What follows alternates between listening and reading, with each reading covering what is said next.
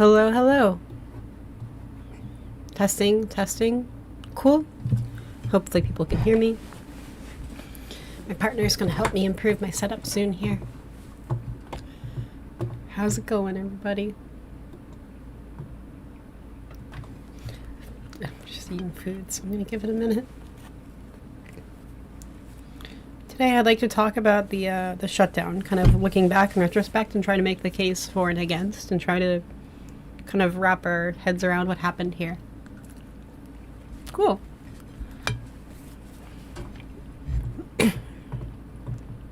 The shutdown to me is showing that a lot of older institutionalist Democrats never really understood what the shutdown was for. Never really understood what the shutdown was for. The senators who voted for this Republican deal keep making the argument, oh, there's going to be pain from their constituents. A lot of them, especially in Virginia, are representing a constituency that has a lot of federal workers. And they're like, oh, I just want the federal workers to get paid or whatever. Even though they're already legally entitled to back pay. And their argument also is that there's never, like, a realistic, plausible shot that Republicans would come and negotiate and we'd get the ACA subsidies anyway. So the pain's not worth it because it would never work out anyway, so may as well end it as soon as possible now. I don't think that's a very good argument. While it is true that it was unlikely they would ever get the ACA subsidies, why then would they go with the shutdown? Why did they consent to the shutdown before, right? Because, like, all that's then said is, like, it's not an argument why to end it now. There's an argument that you never should have done it in the first place. I don't think it's sunk cost fallacy to say, like, okay, we'll fight for something now. It's very transparent to me that all of these people, like, led by Schumer and stuff, like, their plan was to think, like, hey, lots of us don't want the shutdown to happen, but we're gonna be bad guys, and, like, they're not even gonna notice, or they're not gonna care because they can vote us out, whatever. But this is what everyone wants. It's like, this is not what everyone wants, because now it's all that pain and suffering for nothing. And even if they wouldn't get a substantive goal on the ACA, there's still other ways to play this. There's a real question of the pain that's caused, and is it worth it? And what that's for. But if their goal was harm mitigation, they either A, should have not had a shutdown at all and just let Republicans do this and then, like, specifically complain about the healthcare thing, or B, they could have stopped right when Halloween happened and say, like, hey, everyone's not gonna, like, get SNAP benefits, but wow, can you believe Republicans are about to consent to, like, let people go hungry rather than have healthcare? Wow. But we're gonna make sure people get food, and then stop right before SNAP benefits got cut off. Would have made the most sense. Or C, they could have done it right after SNAP benefits gone off, and then point to that as their example. Wow, Republicans really wanted Americans to give up food rather than give Americans healthcare. And then right after SNAP got cut off, then Democrats could, like, you know, make that argument and then rush back to make sure SNAP went out, like, as soon as possible. Maybe, like, a day's delay at worst. You know, they could have already, like, put attention on the healthcare issue. Why to draw it out then for this? It's weird to me. And to me it shows that they didn't care at all when SNAP got cut off, but now that it's federal workers are a check behind. And, like, which is, you know, federal workers are going to be white collar, like, office workers. And now that airports are starting to see slowdowns, which is more of a, again, like, white collar kind of thing, people who can afford to fly, that's like a middle class privilege. Now they care, like, oh, now there's so much pain, we can't do that. So it just seems more careless and kind of doubles down on the choosing the middle class over the working class kind of thing. And also, I think there would have been value in, like, if they did want to deal with, like, pain and make that argument of, like, look how much stress the Republicans would rather cause. The way to do that would be not to just stop here, but to keep going through Thanksgiving. That would have been the big point. Let air traffic control get so bad and airports get so bad that then all of the white, middle-class, wealthy people who would donate to candidates, who don't expect politics to ever affect their lives, they suddenly have to deal with the negative consequences of government shutdown. Then they would get very upset. And in general, Republicans contact their representatives 4 times more often than Democrats. And so this would, like, use that for something, right? This would mean that they would be calling and complaining to their own Republican representatives and say, well, why don't you just do something already? Just give it to them. Donald Trump also has a whole reputation as a tyrant, mostly for worse, but I mean, potentially for better, in that he just lawlessly will just do whatever he wants when something just needs to get done. And so then if Republicans complain, like, oh, you know, if air traffic's bad, and they just gesture to Democrats or say, but we can't do that, people wouldn't buy that, because everyone knows, what do you mean? Trump could just do it anyway, like, ask for forgiveness, not permission. And the fact that he wouldn't would then become a negative political point. But they didn't do any of that. They didn't do anything useful here. That would have been the thing. Like, let Trump go down in history as the person who ruined Thanksgiving. Even if Democrats did want to fold now or this week, and they didn't want things to get worse through Thanksgiving, even though that would play in their favor overall, Democrats should have at least stood together and got their message together. It is embarrassing to me that there is no consistent message on any of this. It is so embarrassing. There's no consistent message on any of this. Like, what's the idea here, right? Because overall, the shutdown, even if you know you're not going to get ACA subsidies, the thing you're in it for, the thing you're trying to gain, is to ride off of the blue wave in the election and then build that long-term, like, brand equity as Democrats, like, start to build trust and a reputation of the ones who are fighting for you among the party, and to, like, build that positive reputation and, like, you know, get your base to care and, like, feel rewarded for caring about you and voting for you and supporting you, and to do so more and to keep that up. So the very least they could have done is, like, they should have framed it such that, like, wow, can you believe Republicans caused us harm and then we tried to fight it? And they would, like, rather let you go hungry. Like, even if you have to, like, back off from the fight, then you say, well, we at least need to make sure people were fed. And you can draw that line there and, like, stand up for that. You know, but now they've just kind of owned the harm. Democrats have owned the harm for nothing and acted, which is, like, they shouldn't say this. They're acting like the people who voted for this, like, it was a good deal or it was a smart deal. They earned nothing. And they're bragging as if they won a deal. And all the things they're saying they won was stuff, like, already in law. Like, a promise is nothing. A promise is nothing. It's non-binding, and it's with people known to be liars. People don't like that. People don't want that. Or, like, now, you know, snap will go out. Like, well, the courts were already, like, pressuring them. Like, there was clearly a process, like, that was going to go out, you know, or, what was the other thing? Oh, yeah, like, federal workers going to get back pay. They are already legally entitled to back pay. These aren't wins. Like, you're just bragging about nothing for nothing. They could have at least said, hey, this is a bad deal. This sucks. And that, you know, Republicans are just going to keep hurting people and will never bend. That's fucked up, isn't it? So we're going to walk away because people need food, but, like, remember, this is the fight, and we need to win midterms to win these kinds of fights. And to just look instead so disorganized or, like, bragging about what's not a win feels offensive. It feels like they don't care or understand. They don't respect, even negatively, like, they don't, you know, worry about the damage that was caused. It just seems selfish. And they could have at least got a message together. Like, they have this national spotlight. Even if you have to lose or bow out, have a message together.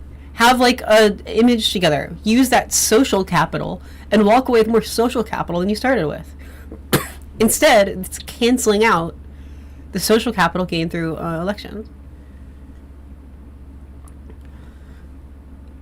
I don't think it was necessarily a reaction to Mamdani's win.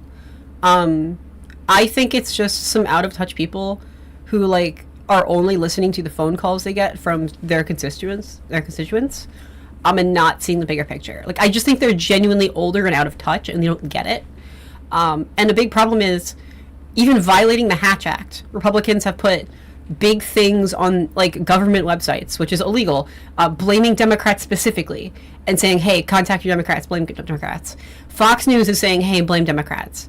Then you have some federal workers who are like, I get that it's their job, like, doing pay, but like that is kind of a selfish thing, and like they're more likely to call because it affects them personally. And so kind of like how Target was like fake canceled by Republicans complaining about Pride, who weren't actually their base. I think a lot of people who are like bought into conservative propaganda narratives were disproportionately likely to call and harass constituents and blame Democrats and be like, hey, you need to end the shutdown, even in bad faith. I don't think that was like trustworthy. And all those federal workers are not everybody. That's like a small section of the workforce, and they're disproportionately like white and middle class. And I think it's kind of protecting more of their donor class a little bit. Especially with like the flights too. Like you're getting the more like white business class people. And it shows, like, I think these Democrats are like, oh man, my constituents really want me to end the shutdown. It's like, no, your sample is not a representative sample of the general population. And that is the critically big problem here. They should have held out to Thanksgiving and then swept in and saved the day by backing off the shutdown just before Thanksgiving and getting credit for that. Or just after Thanksgiving, making the point that like Trump would rather ruin Thanksgiving than let you have affordable health care. And that's a fight that Trump would lose. Because even though like Democrats, could be blamed for the shutdown, Democrats don't run airports. Clearly, like Democrats have no authority over the transportation. And Trump could have found a way. When Trump has such a reputation as a lawbreaker, just to do whatever he wants, just to get stuff done, it's, even if it was like, oh, but, the government will shut down, there's nothing they could do, they would have found a way, right? Even if it's like, well, I don't know, you're going to pull from the military, some emergency power thing. Like, there is no excuse to blame Democrats for airports being shut down. Because if you are like a low information voter, if you don't follow the news at all, it's the Republican government. They were very clear about bragging about this. And you think, I don't know, they'll figure it out. They'll do something. And it's like, there's no way that would have, I don't know what Democrats were scared of. You got a state auditor talking today. Interesting.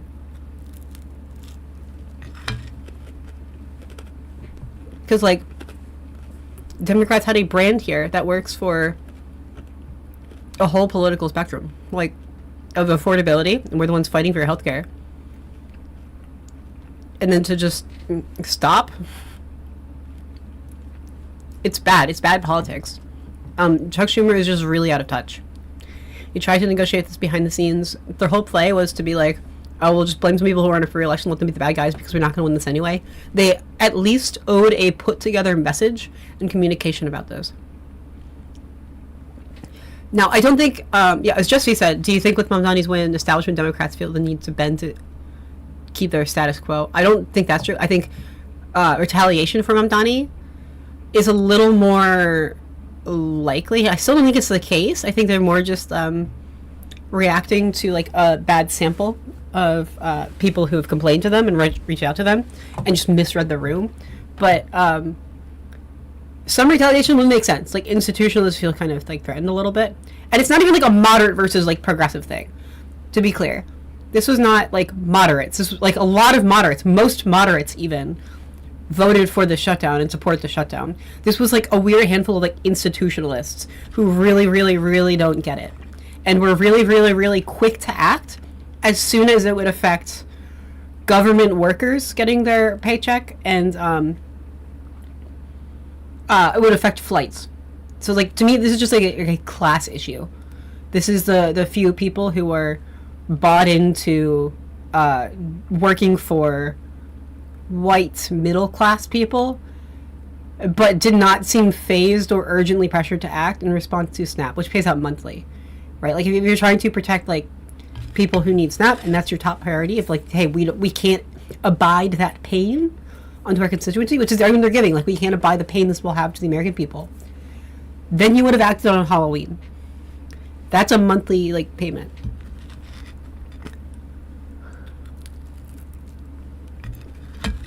Yeah, air traffic control like does not have enough employees right now. was interest, but like, there's no world in which Democrats own that.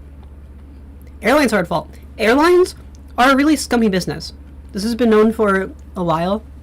This is why, like, the Biden administration did a lot of good stuff that they were terrible at messaging about or taking credit about,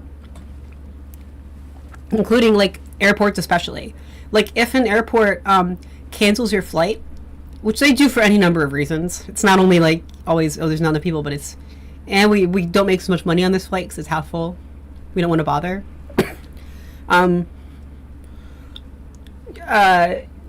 If they reschedule your flight because they just messed up and didn't really care, and you had to stay in that city for another night, like, it would be on you to, like, pay those expenses.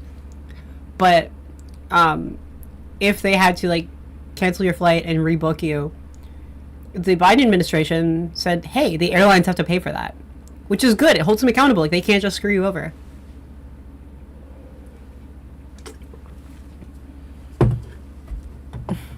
Yeah, and that's the thing too, like, cities and states have been, like, prepping to care for their communities at their own expense, which is awful. And even courts were, like, making moves to start quickly getting SNAP benefits out to the people. And it's awful that it came to that, but they were, like, taking steps to do that. Like, legally, it was going to be dispersed. Cities and towns and, like, local infrastructures and state infrastructures were scrambling and making moves to make sure people got fed, and that hurts, but, like, they did all that infrastructural work. They did all that emergency organizing work. And then to just fold like this, like, they should have given them a heads up. There should be, like, a communicated, consistent message that everyone got on board with. Why did they do this? Like, they didn't get any demands, and if they're like, hey, we centered the conversation on healthcare. Yes, they centered the conversation on healthcare, and then the takeaways were the ones who just fucked it. So whatever. We're gonna have to kind of, like, move on, I guess. But this is a hard topic to go over. This is, like, a hard argument to win. I don't know.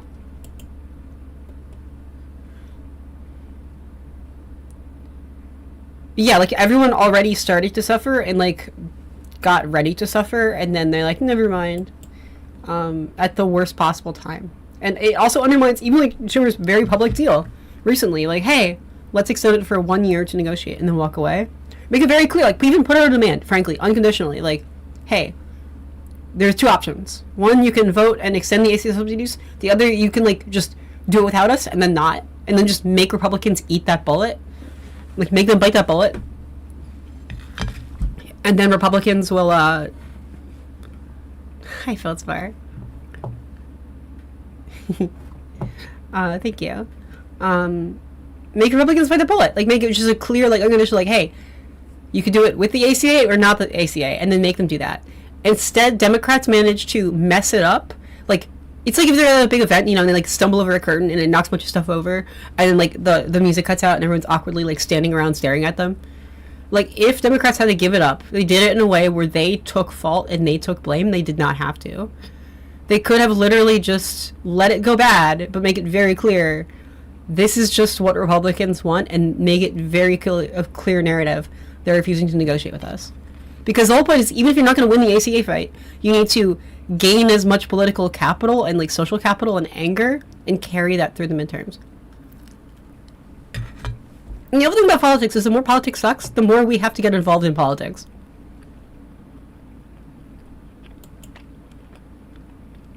And just, it's such a clear bias here.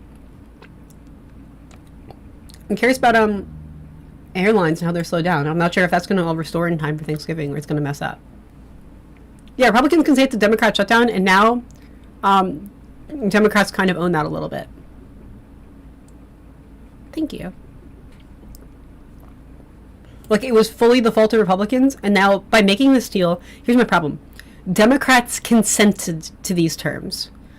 By making this deal to end the shutdown, these institutionalist Democrat traitors have consented to this harm for this reward, for these terms, for this payout. And that's not a good deal. And they're talking about, like, this was, like, the wise deal, or look, we want all this stuff. That's not at all true. Even if, like, federal workers are, like, your constituency and that's who you're appealing to, They know. If they contacted their office and the shutdown ends, they know they're getting paid. You don't need to brag about that on the news. When they're bragging about, look, federal workers are going to be okay, that feels like a massive middle finger to everyone who's not a federal worker. Ezra Klein's take, wasn't he also kind of confused? Yeah, do you have a link to Ezra Klein's take? I'll Google it. Because Ezra Klein, I think, is like a very good moderate Dem voice. Like, he's very informed on that, but mostly on policy, less on like politics and social messaging. I think he's painfully naive in a lot of ways, but he's relatively informed in politics. I think abundance is cool, but it just needs like some abundance alone is not enough. Shutdown. Here we go. Yeah. This will be a great read. What Were Democrats Thinking by Ezra Klein. Ooh, let's listen to it. Don't just imagine a better future. Start investing in one with Betterment. Whether it's saving for today or building wealth for tomorrow, we help people and small businesses put their money to work. We automate to make saving simpler. We optimize to make investing smarter. I want to just listen to this We article. build innovative technology backed by financial experts. For anyone who's ever said, give me like 10 seconds. I think I can do better. So be invested in yourself. Be invested in your business. Be invested in better with Betterment. Get started at betterment.com. Investing involves risk. Performance not guaranteed. Yeah, like Ezra Klein is more of a policy guy. He's like more of a healthcare policy guy. Thanks. I'm glad I don't give you heartburn. But that's the thing. I come from kind of a design and psychology background, and like what's frustrating me, like what I think honestly Democrats as a party need to do right now is they need to spend all of their internal money. Like they need to hire a PR firm or like a marketing firm who knows like messaging and how to sell like a brand and spin a brand, like create a consistent, socially understood concept of what your brand is, what you're about, what you're selling. Like, you know, like that celebrities or companies would hire, who actually knows how to connect with people in like the real pop culture world instead of just looking at other politicians and copying them, which is like a room of crazy people. And they should hire that firm, give them full reign, and then frankly give them a gun or like a samurai sword and just like leave them in the office, like just like, let them just hold a grenade and walk around, because I don't understand these like I don't understand.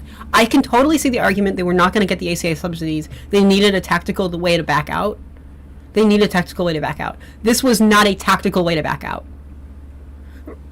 This feels like treachery. And I think the only way, frankly, like it's not only to the outside, right? Because the outside is always going to blame Democrats, whatever, because it's propaganda. But this is about the base. The base is paying attention. And frankly, I think to keep the base on board, like the party needs blood now to keep up that positive election momentum. The party needs blood. The party needs like a cause from the blame and think, okay, at least we're getting something from this. Frankly, I think it should be Schumer stepping down. He orchestrated this deal behind the scenes. He thinks it's a good idea. It's not. He's wrong. But even if it was like a good idea, whatever, people are still upset and need that like emotionally to be quelled. Schumer should step down. And then the Democrats and the base can think, whatever, this shutdown was mishandled, but we can like blame it on Schumer. And at least we don't have to deal with Schumer anymore. It would be like compensation.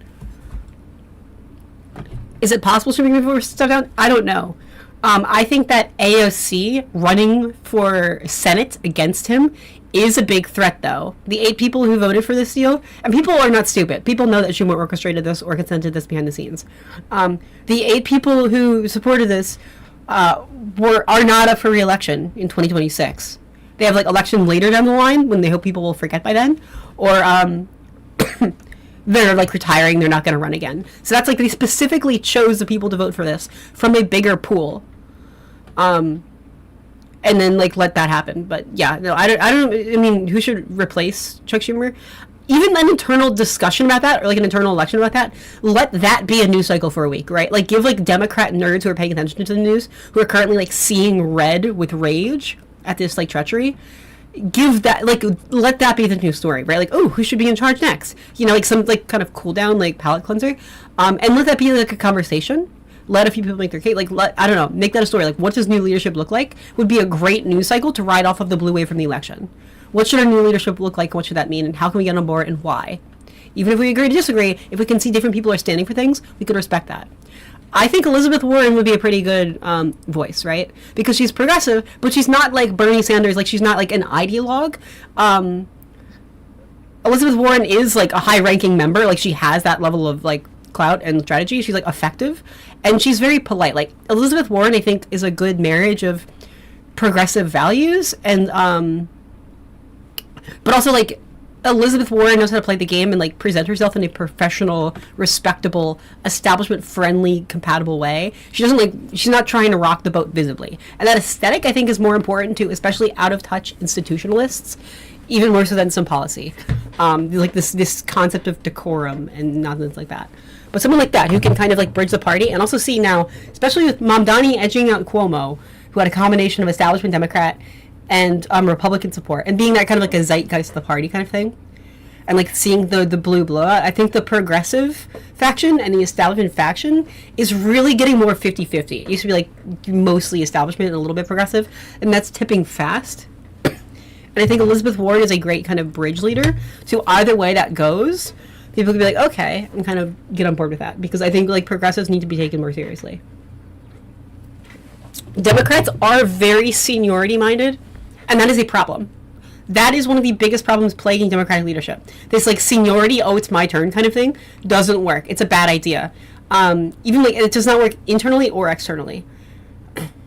Externally, but yeah, I don't know. Like, there's probably tons of senators, even ones who aren't like super publicly known, like don't have a positive external representation, who might be a good internal leader. There's different skill sets. Like Bernie Sanders, I think, is a good like voice for an issue. I don't think he's a good like internal practical uniter of the party. He just doesn't do that at all.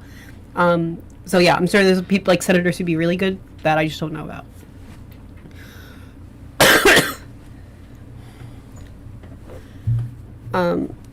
Yeah, so it's bad. It's okay, sorry, I lost my train of thought. Had a bunch of medical accidents. I might have a little bit of brain damage. But like even like progressives like don't necessarily like own the party or win the party. Like it's not everyone is willing to be a socialist, but that works in some. It's for some areas now. That's the right play. But the new leadership. Oh right, yeah. So talking about this decorum establishment way of doing things is just not good. It's not smart. Oh yeah, that's true. Like Bernie is not a party member. Yeah, he's always like on the fence. It's like weird. Yeah, he's technically independent, even though he's like kind of a Democrat when it's convenient to him. That's like weird. But I know I've heard a lot of people say, "Oh, Bernie Sanders should be in charge." He's not.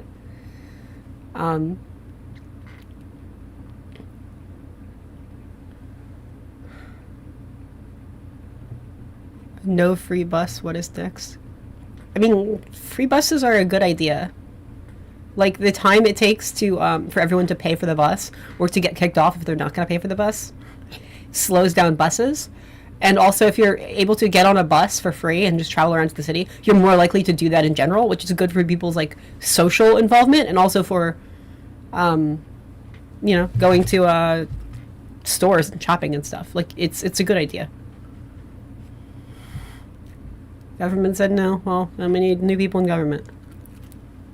Yeah, seniority. Sorry. Thank you, Mother. Sorry.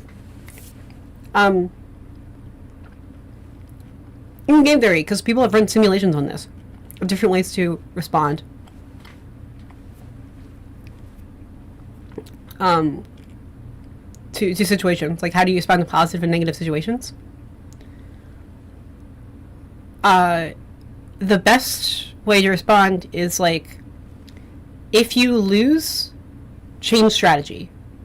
Start by being nice, being positive. If people agree with you, like in a prisoner's dilemma situation, then like keep doing that. If it works, keep repeating it. If you lose, sorry, I was finding someone to take that shot. I'm sorry. Someone to take that shot is saying the governor of New York said no free buses, whatever. If you lose, change strategy. If you win, keep doing it. The problem with the shutdown is we saw exactly the opposite, right? Democrats were winning and had successful feedback, and then out of nowhere they had just 180'd and flipped. And it's like, why would you give up what's working? Whereas if you lose, you should change your strategy. If you lose, like, don't repeat what happened. If you lose, change it up. Like, design is my field. So it's like marketing adjacent. I've done like a lot of psychology. I've done a lot of user research. I love doing that kind of stuff. I've like been a project manager. Yeah. So if you like if you lose, if you're losing strategy, why are you repeating that strategy in the same conditions? It's going to go the same way. I think when Democrats lose an election, like when they lose control of the government, they should not have the same people in charge of their party. Like, that should trigger automatically another election. Okay, we need different leadership. We need a different... Why we can't just do the same thing again? So, yeah, I think, like, Chuck Schumer absolutely should not be in charge right now. Especially, like, after the shutdown, like, this failure. Frankly, even going into a government shutdown should be like a scramble, I think. I could see an argument of like, if a government has a shutdown, it should automatically trigger special elections. That makes sense to me. It's like, clearly this group of people didn't do things, shuffle the deck. I think taking an L on this, if it is admitting to taking an L, which it seems to be, okay, why are we still betting on the same horse then? I would like to see new leadership. I think it's time. I think that will satiate the party's anger and give us the momentum of the blue wave back. I think it will recenter the conversation back on Democrats are looking to lead and find strong leaders and fight back, and make it feel like part of the election narrative of we're getting new, stronger people in charge. But like, folding over this does not make sense to anyone. It feels baffling. It feels like rage bait. And it's painful to me now to see all these people who voted to end the shutdown just making arguments that there never should have been a shutdown. That's what they're arguing, logically, and that's what people are picking up on.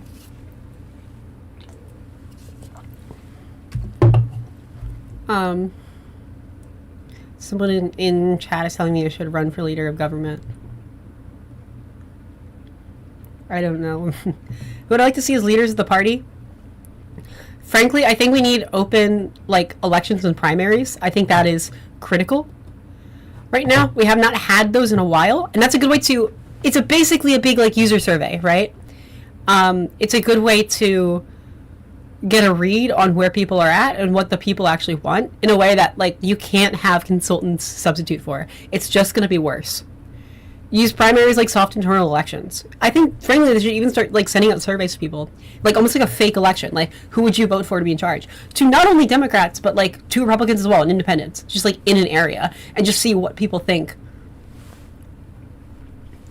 Like what people think the party should be about, or what. Like, also we should be asking qualitative questions as well. What should the party be about? And then more of an election ballot type thing. Who do you think should be in charge of it? And just get those data points, because we don't have those data points. I mean, instead have this like weird speculation and internal seniority thing, which doesn't work at all. It's not responsive. If your seniority like structure and presumed power structure hands you to failure, abandon it. It's not working. Like, you should not invest for that. We haven't really had a choice for leaders since 2016. Yeah. What kills me inside a little bit, I know Hillary Clinton and Bernie Sanders didn't like each other. If Hillary Clinton just picked Bernie Sanders to be her VP, we would not be in this situation.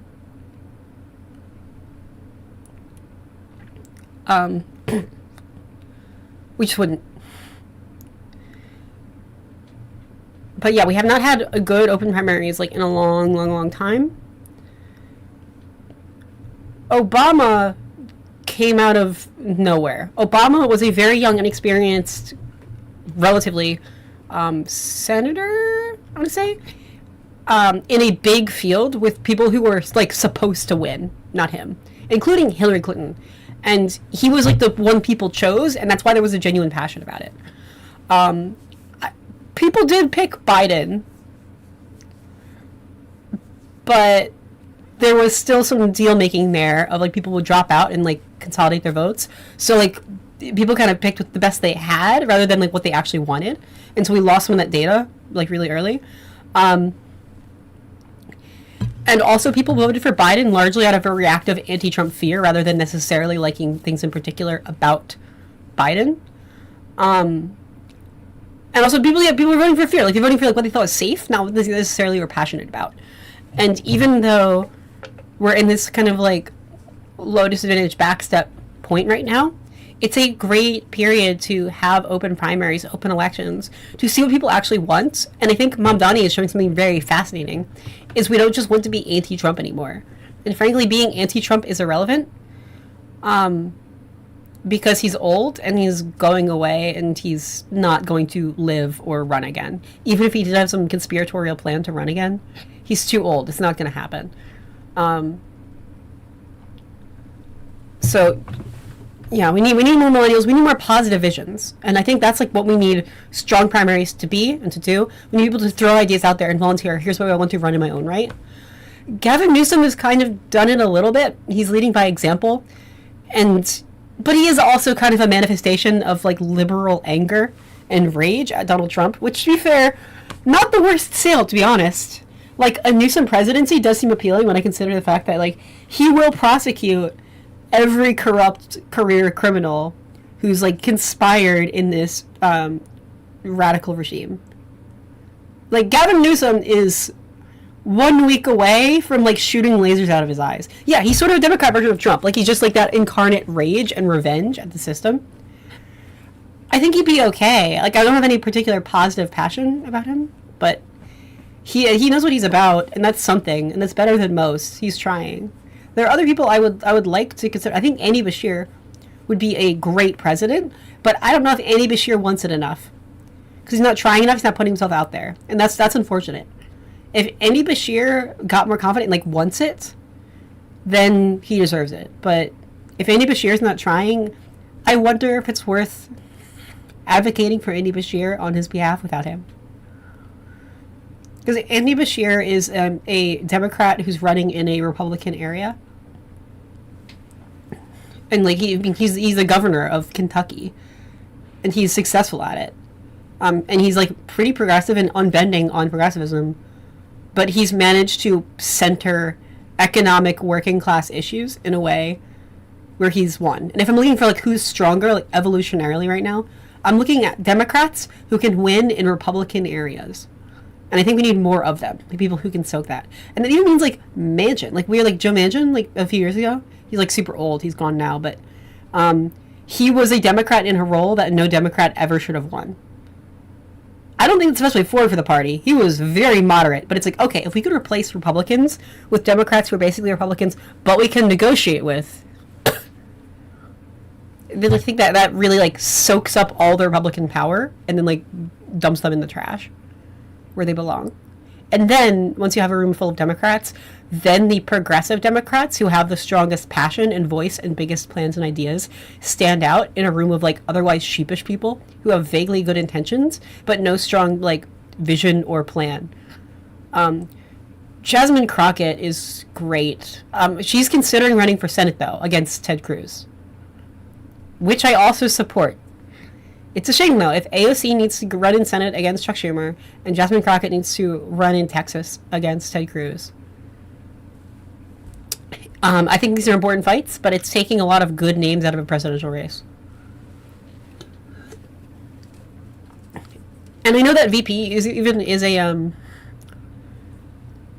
VP is a largely ceremonial role, but I think we live in such a strongly informational, social media, communicative age right now that there is a lot of good and meaningful difference, especially in shifting the Overton window and shifting the culture, that a voice could do. So I'm kind of ranting. I've ranted a lot. I like talking with chat. I'm sorry, chat. I'm gonna hear what Ezra Klein has to say about the shutdown.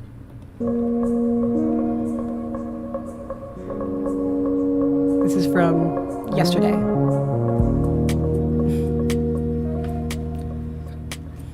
Ezra Klein is a fun little theme song here, I guess.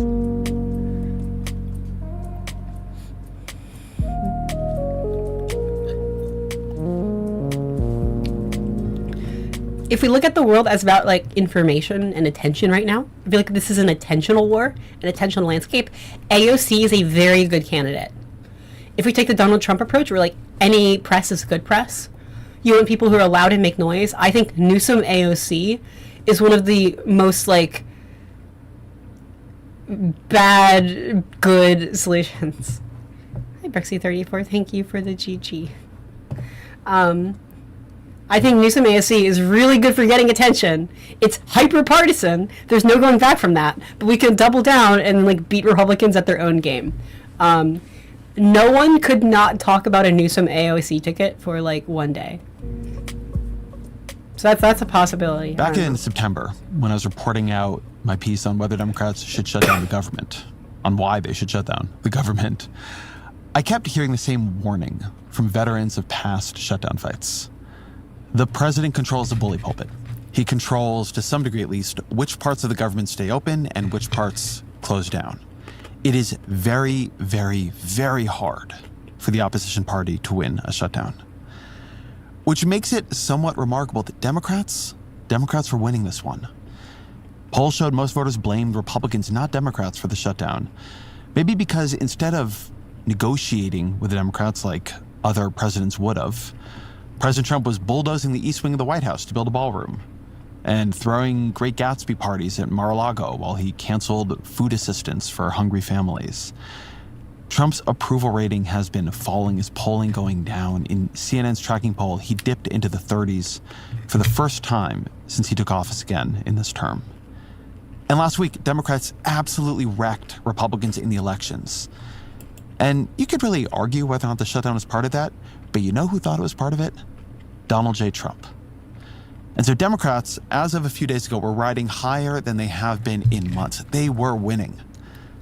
And then, over the weekend, a group of Senate Democrats broke ranks and negotiated a deal to end the shutdown in return for, if we're being honest, very, very little. The guts of the shutdown deal are this.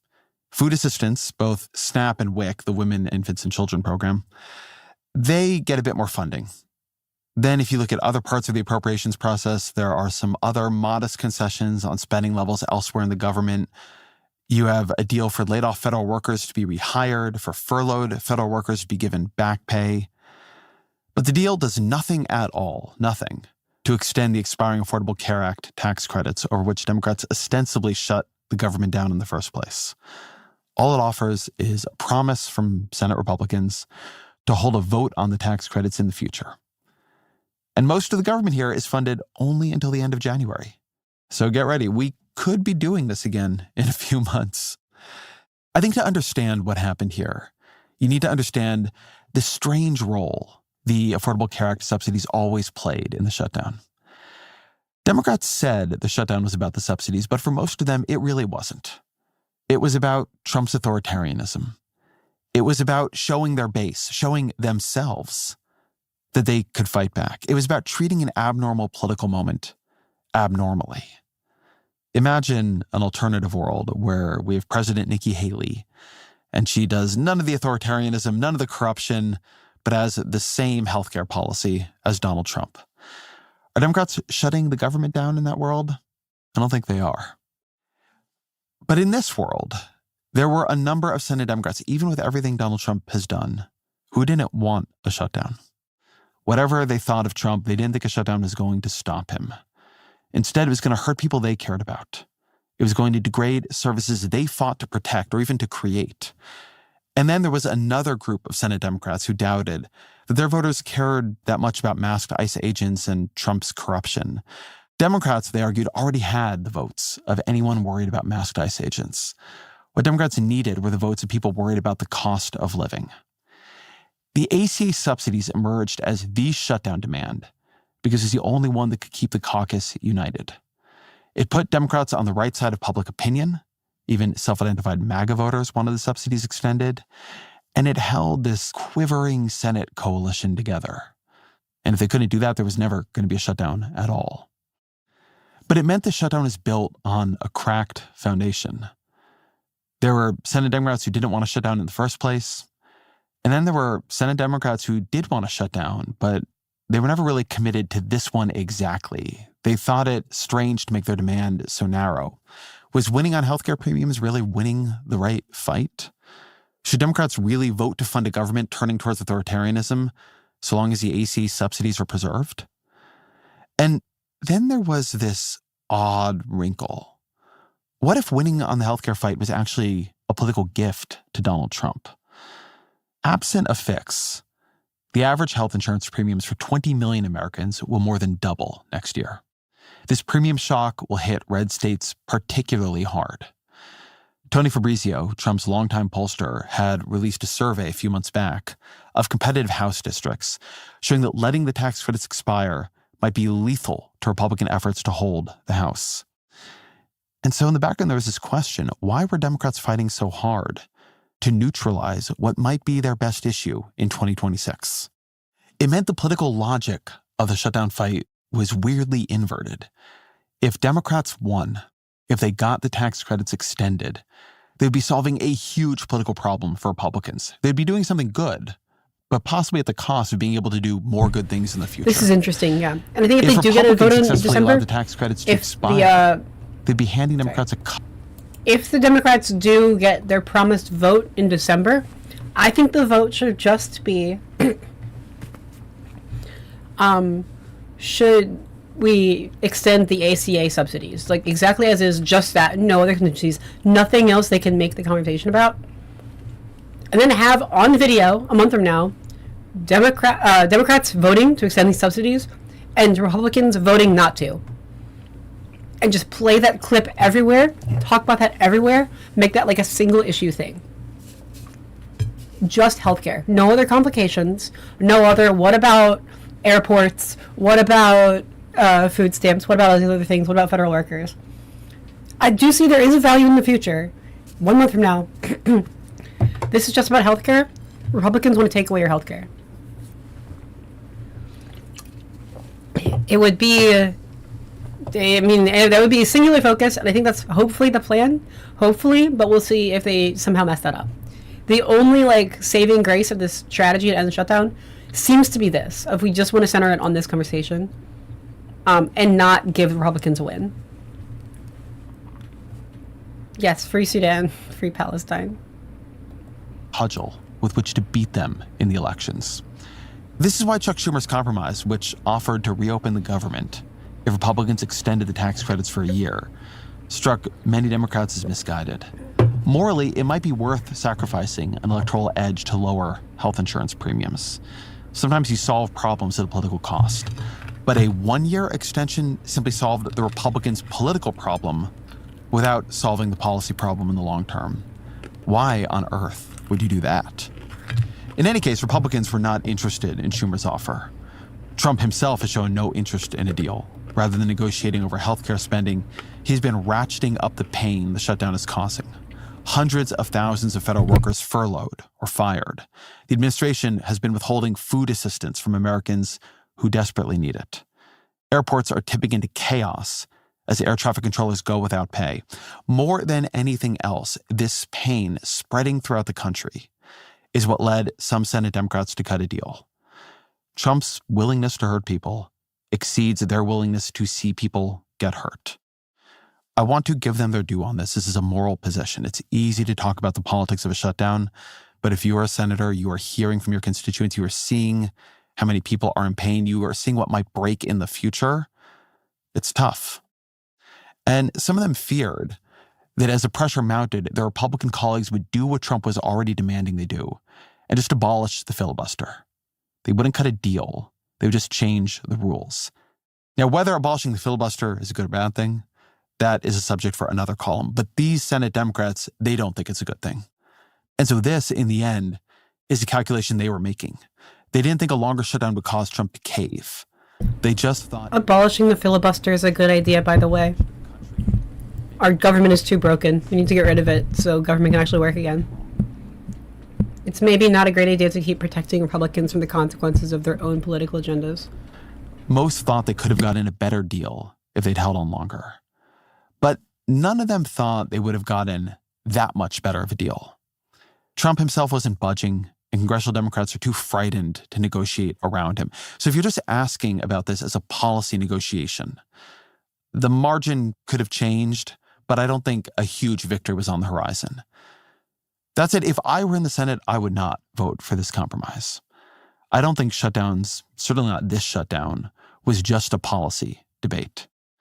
Shutdowns are an opportunity to make your arguments, and the country was just starting to pay attention to what the Democrats were saying. I've heard this line. This is a really If Trump good wanted line. to cancel flights over Thanksgiving because he was so opposed to keeping healthcare costs down, I don't see why Democrats. This is it right here. Why did we save them from a Thanksgiving disaster? So exquisitely clear to the American people. And I worry the Democrats have just taught Trump that they will fold under even mild pressure. That's the kind of lesson Trump remembers. The Democrats saying they can come and do another shutdown. True. After ending this one for so little, I am skeptical. At the same time, to keep this in perspective, the shutdown was a skirmish. It was not the real battle. Both sides were fighting for position. And Democrats, if you look at the polls, they ended up in a better one than they were when they started. They elevated their best issue, healthcare. They made clear who is on which side of it. And they set the stage for voters to connect higher premiums with Republican rule. It's not a win, not a total victory. I wouldn't tell you otherwise. But given how badly shutdowns often go for the opposition party, it's better than a loss.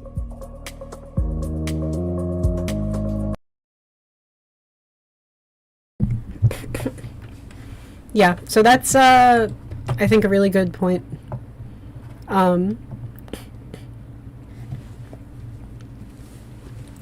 Constituency supported it. Yeah, people recognize Republicans doing it.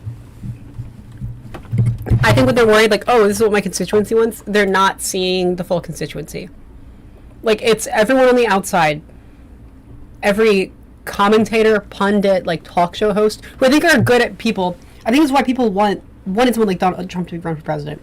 You'll want these, like, pop culture figures who have one foot in and out of institutional power and one foot into culture. Like, people really want Jon Stewart to run for president. People really want Tucker Carlson to run for president. People wanted Charlie Kirk to run for president, Rip Bozo.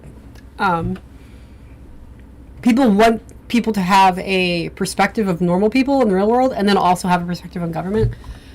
And reading the room, it was a bad idea to cave right now.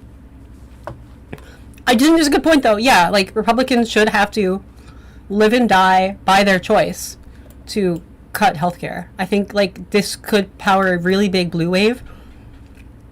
The problem is I don't realize why Democrats fumbled ending the shutdown in such a way that makes themselves so visible and centered.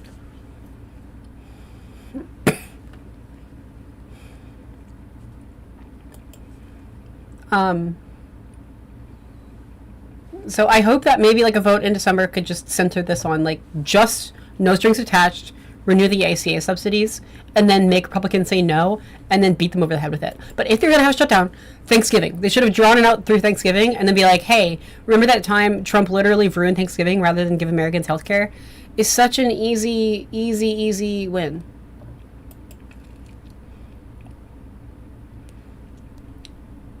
But they didn't.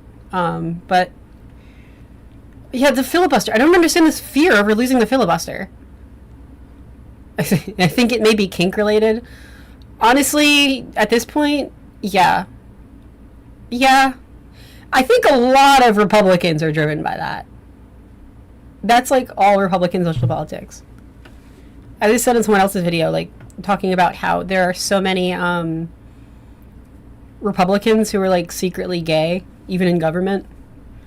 I think they're worried about social progress as a slippery slope because they're yearning to take a turn on the slide. And I stand by that. It's addicted to the status quo, yeah. Yeah, like, it really addicted to the status quo. It's like filibuster thing. There's no reason for the filibuster anymore. Because what happens is a lot of people, we've seen power shifts, right? In this politicized Supreme Court, can't rely on that as much. The legislative branch is supposed to churn out lots of legislation, and then the executive branch is supposed to do, like, way less and kind of approve it. But we've seen this, like, flip where now the Supreme Court is the most powerful, because usually if a Supreme Court says this thing isn't, you know, allowed but because this is how we're interpreting the law, the legislator is supposed to say, okay, and then just change the laws right away. The power is supposed to be in the legislative branch because that's where the most people are. And it's like the most democratically accountable, and it's the fastest turnover. And then once you get like trickle into the Supreme Court, those are lifetime appointments, but supposed to be apolitical, and not really do much, just adjudicate on the rules. They can't decide what the rules are. We've seen this like upside down inversion of that. The Supreme Court now has ultimate power, and they don't even have to abide by precedent. They can do kind of whatever the fuck they want. And then meanwhile, through a combination of gerrymandering as a two-party system tries to optimize itself, we've seen the legislative branch crawl to a halt, and now executives are just passing like very shallow executive orders to govern that have a limited reach, and then it can just be turned over right away. They're not built in, they're not like sturdy legislation at all. And it's just a shitty way to have a government. And that's why we're seeing people... Hi, I'm drinking a Monster. Hi, Fu Fact. I like all your videos.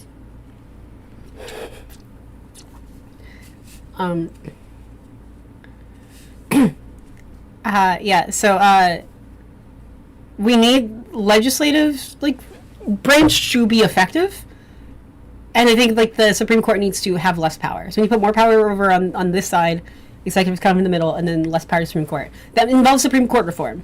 It should not be these people. Yeah, you're right. It should not be like this court that has so much embedded power and political opinion needs to be appealed to. They should, to the point that they even can be the subjects of bribery, right? Let alone is that allowed? Is that happening? But it's scary that it's easy to just know, oh, that's the justice I need to bribe, and then they have absolute power over everything, and they have vacation homes. There's a ton of corruption in the Supreme Court right now. But why is that the play? If you want power, you should not just be bribing a Supreme Court justice. That should not give you a guaranteed massive political power for life. Meanwhile,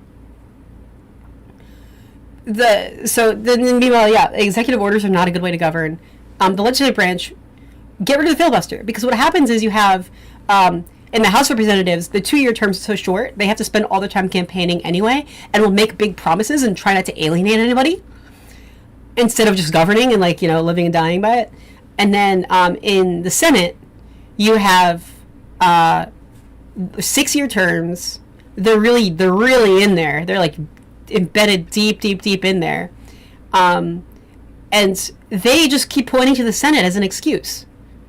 They're well, I don't want to put forward any legislation because it's controversial, it's divisive, it won't pass, and so they're afraid to touch any subjects that aren't overwhelmingly supported by people, and that's an excuse. It's cowardice. It enables their cowardice. And you see so many moderates always point to the fact, well, I can get 60 people to agree with me, so I'm not even going to try. I think politicians should, Clarence Thomas is super corrupt. Politicians should be hey, here's what I'm going to do, and then stand by that, and then have that happen, because people can keep campaigning on crazy policies and they don't actually do it because they're chicken shit. Republicans have literally torpedoed bipartisan border legislation because they don't ever actually want to win on anything. They never want to get what they want. They just want to campaign on the hatred, and they'd be oh, this would be so much better, and not actually do it. They never actually want to do it because it's a bad idea and it's shitty in practice, and everyone can know and see that transparently. So right now, Republicans are finally getting what they want. No one's holding them back. They don't have an excuse, and they're doing what they want, and it looks terrible. And everyone's why are you doing this? This sucks. People have a terrible understanding of civics, but then there's not a good idea of that cause and effect. And I think we need to let people touch the stove so they know that it's a stove.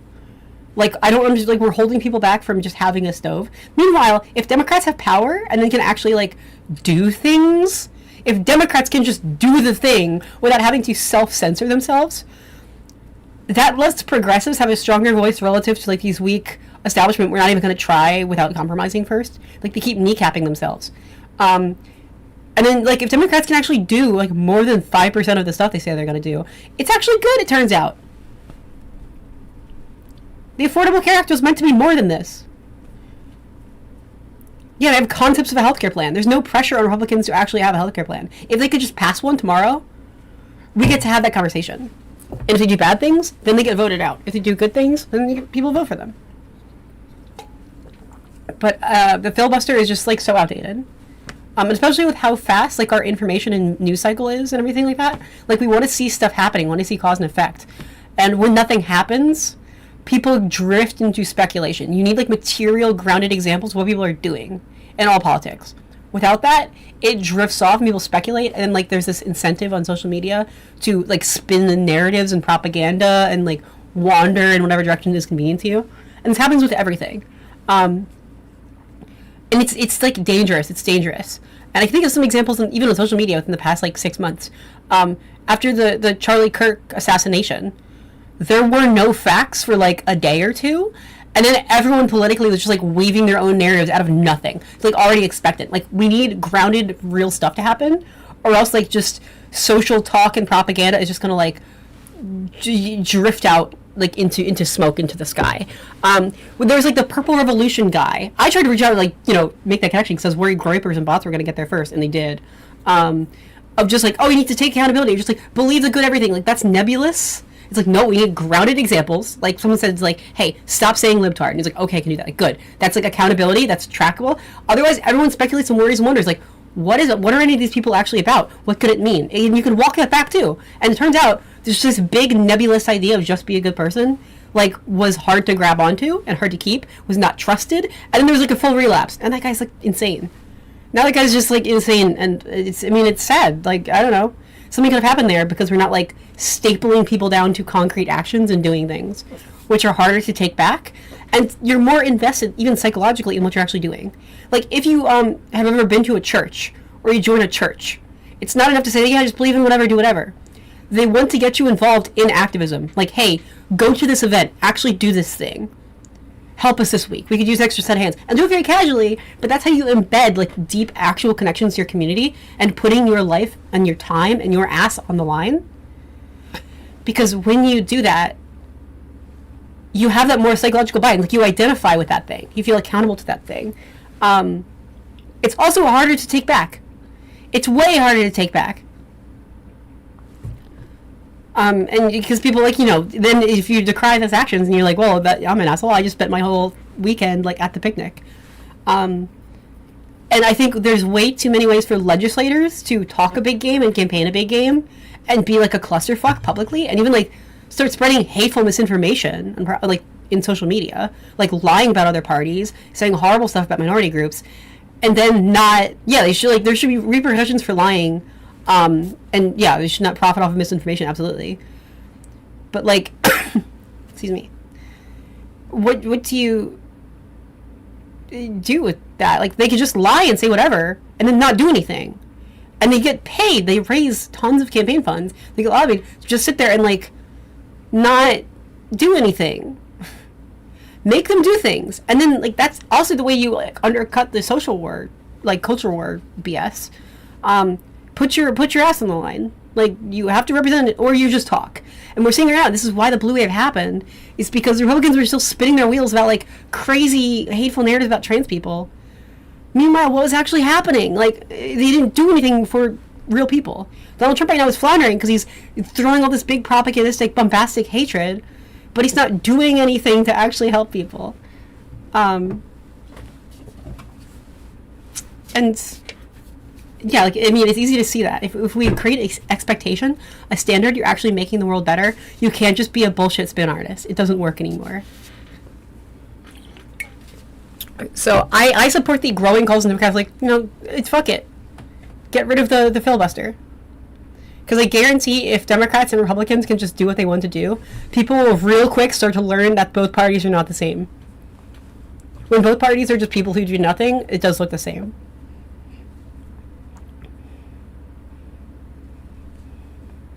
You're not supposed to trust a party. I agree. Yeah, you can't trust any party. You're not supposed to. That's the point of, like, elections, right? Frankly, that's the point of the Second Amendment. Everything in the Constitution was inspired by, like, a group of, like, cishet, upper-class, able-bodied white males in power who did just beg France into saving their ass and then getting rid of a corrupt foreign colonialist government, and then everything we really just have in the Constitution is just how do we stop that from happening again? They didn't think it was good or going to work. Yeah, like, Schumer should absolutely be forced out of leadership and step down. I think that's, like, the only tactical way here. And me too. So I don't want to be like, oh, just like revolution or whatever, because I'm disabled. Like, I'm the one who dies in the revolution. I don't think it's worth it to have to reinvent a lot of infrastructure and civic services from scratch. Like, post offices. You don't want to tear down post offices and then rebuild post offices. Hospitals. You don't want to have to tear down hospitals and then reinvent hospitals. Roads.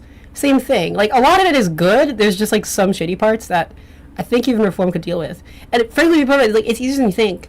I'm a white girl, okay? And I use my powers for good. If you ever see someone who's being, like, discriminatory or bigoted or whatever, you can complain. Have you ever actually complained to authorities? Or do you just let people be shitty? When I was in college, there were a couple instances in, like, organizations and stuff that I helped run or, like, worked for. Or just, like, people on campus who were shitty, who would, like, harass people or, like, be bigoted. And I, like, walked to those people who were, like, crying, like, no, we're going to report this right now. You can complain, and, like, there are actually services and institutions and rules people don't actually ever bother with. We just assume nothing can be done. And I've gotten several people kicked out of a lot of shit. It's easy to take away power from bad people. We do, in fact, have those abilities if you use them right. If someone, like, breaks the rules, snitch. Republicans complain to their representatives all the fucking time, and they respond to them. Democrats never do. Annoy Chuck Schumer. Call Chuck Schumer's office. You can do it. You should do it. I fully encourage this. Like, bother your representatives, because they are technically required to listen to you.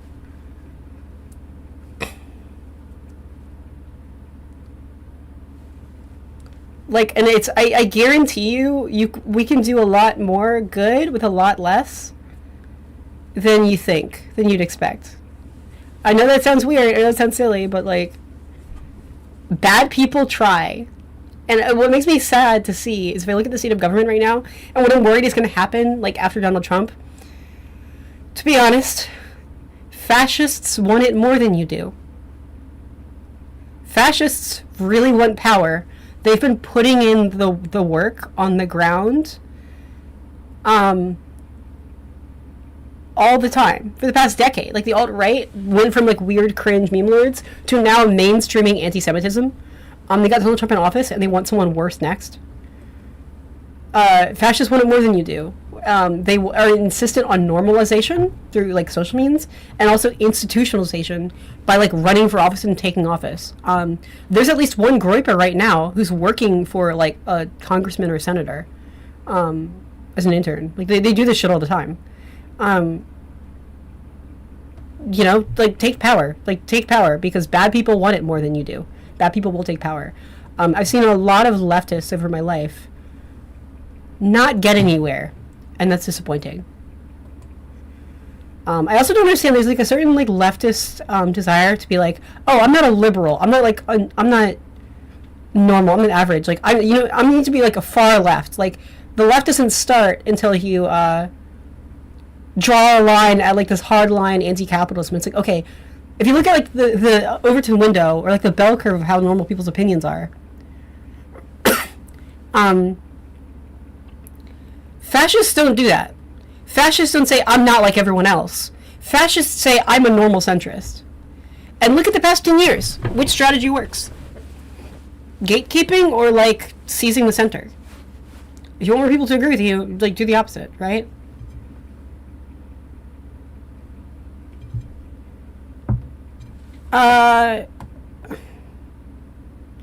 Max Pro in TikTok chat.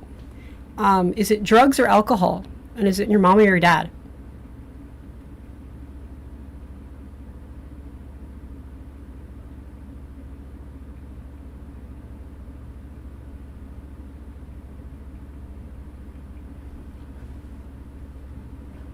It's just weak shit. It's nonsense shit.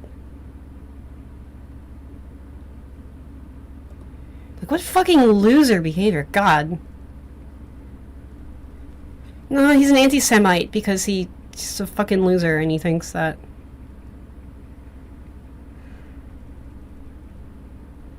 Just a weird loser, like... Do you understand, like, just, like, how freaky that is? Like, I don't know. Whatever. It was just someone who was desperate to have a woman actually talk to him for once.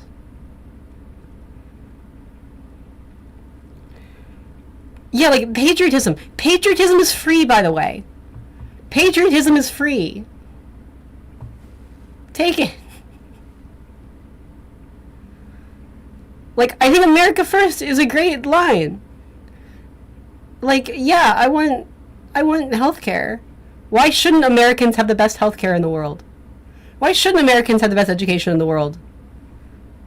Like, you know, American exceptionalism, fucking take it. Use it for something. Yes, it is because of racism. Also, every, like, white leftist, will complain about, like, student debt crises and capitalism and stuff, and they don't realize there is a rich and poor coalition of anti-blackness. Every debt crisis is downstream of the racism crisis in America. It's bad. It's bad. They're, like, even democratically, even in, like, past more aristocratic power balances, white people will rather vote to stop black people from having anything than to let white people have it. Like, it's just, they're bad people. They're bad people. They're just, racists are bad people. College used to be free. And it's no great conspiracy. It's just women and black people got to go to college. And then they're like, no, we don't want college to be free anymore. Racism is fucking stupid. It's baseless. It's pointless.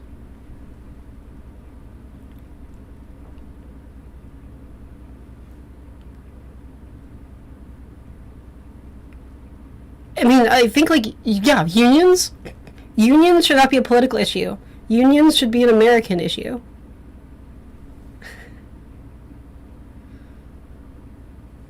That's true. Yeah, like, it's just, I don't know. If you know of, like, or anyone who's being racist in any organization or workplace, you can get rid of them. You can report them. You can ban them. There are, in fact, rules for this. No one ever uses them. People let way more shit slide than they need to. This is my role this is my duty as a white girl, okay?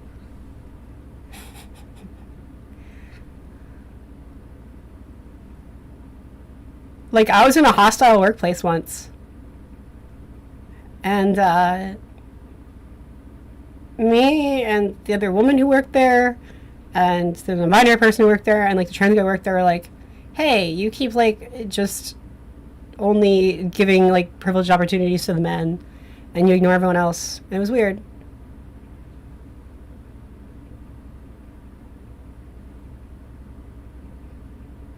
Victim blaming? Fuck victim blaming. Why would I ever blame a victim when I could blame, like, bad people who've done bad things?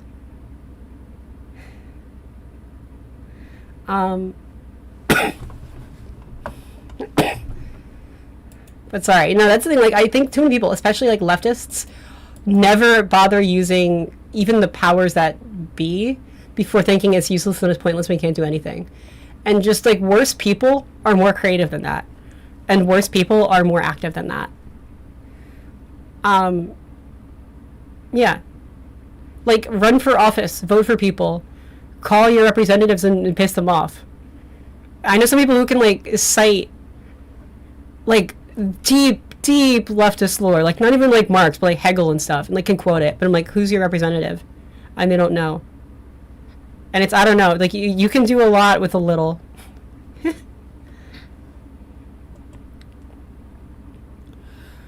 Oh, yeah, no, don't be racist. I'm not on Twitch. I forget if I made a Twitch account. I made a Twitch account I haven't used. I'm on YouTube and TikTok right now. Why don't people just stand up to racists isn't as good an argument as just don't be racist. That's true. That's true. Yeah, no, absolutely. People shouldn't be racist. And I just think that people who are racist are disproportionately selfish and, like, not self-aware and not good at learning that lesson. So I'm saying, like, don't even stand up to racists, but, like, punish racists. Like, at every opportunity. Like, if you have the lever, like, pull the lever. There's no reason to, like, abide that. Some people will stop being racist. Other people will keep being racist. And they can keep being racist without a job. They can keep being racist and then suffering actively, constantly. You don't know what free speech is. Yeah, she says the same coin, yeah.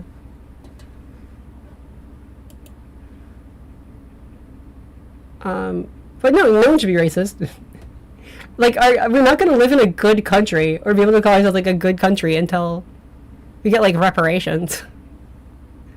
Until it's a feasible policy goal. I'm not done fucking annoying every politician. I'm not going to have pasta? Tariffs are the most, like, regressive, stupid tax policy we could have. This is, like, some American Revolution shit. We need a capital gains tax and maybe a land value tax. Italian pasta exports to the U.S. could be virtually wiped out by proposed 107% tariffs. Jesus Christ. Why? Is there really a problem where there's American pasta makers?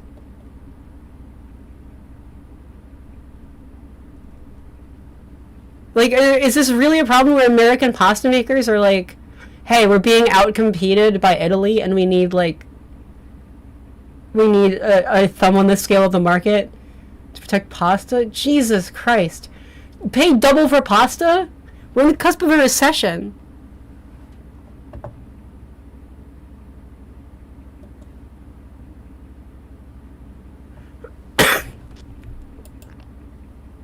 There's a little incel in my TikTok chat who's, like, so desperate for a woman to talk to him, but he spends all his time just, like, guzzling weird groiper content and really doesn't know how normal people talk or think or act. And it's weird. It's like, there's memes of, like, a guy who's only ever seen one movie and then sees a thing and it's like, OMG, it's just like that movie. And, like, no one knows what you're talking about. It's just culturally illiterate. Lobbying also needs to be phased out, yeah. But there are actually, like, some progressives now running who are like, hey, let's get rid of lobbying. And frankly, I think I want to see some people on the right get on that too. Like, I want to see a couple weirdo, like, libertarian guys who maybe run as, like, independents or Republicans could probably get on board with, like, gutting lobbying. There's got to be a couple, like, scornful, weirdo little guys who are worried about being, like, primaried by mainstream Republicans who could probably get on board with, hey, let's cut out the lobbying. I want to see campaign finance reform so bad.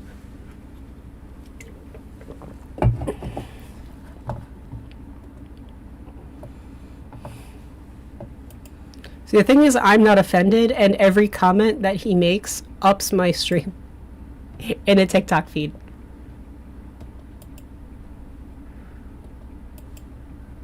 Just point and laugh. Point and laugh at the little pagan chat. Oh boy. Homeownership is not feasible for people. This is a big unspoken news story that's happening, like, very, very broadly. Have you noticed this? There have been several, like, massive food recalls of things like salad kits and stuff like that, of meats this year, because of, like, foodborne illnesses. This is, I think, really, really scary.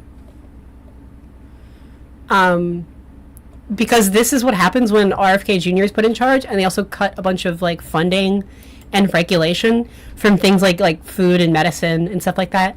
It's never going to be just one story. And the problem is, it doesn't feel like there's any big flashy wins of why these why these institutions are important normally.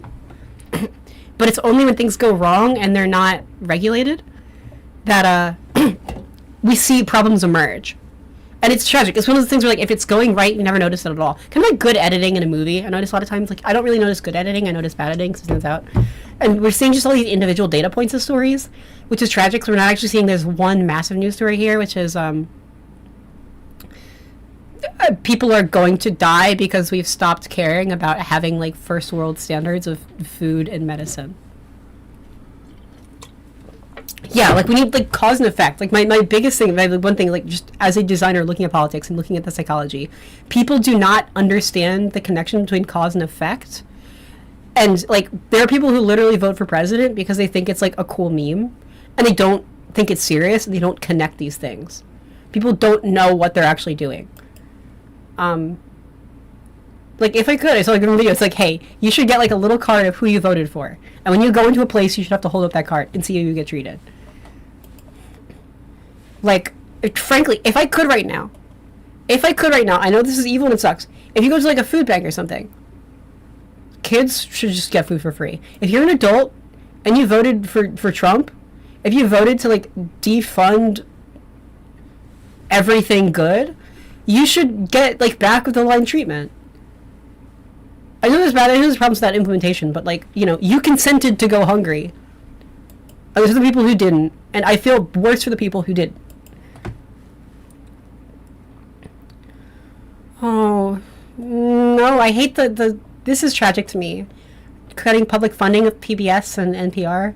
They can still get funding, you can still donate to them, but these are like really important cultural institutions that are incentivized not just to have like bottom of the barrel, race to the bottom, shitty reality show content, but to actually have like informative, enriching, creative content.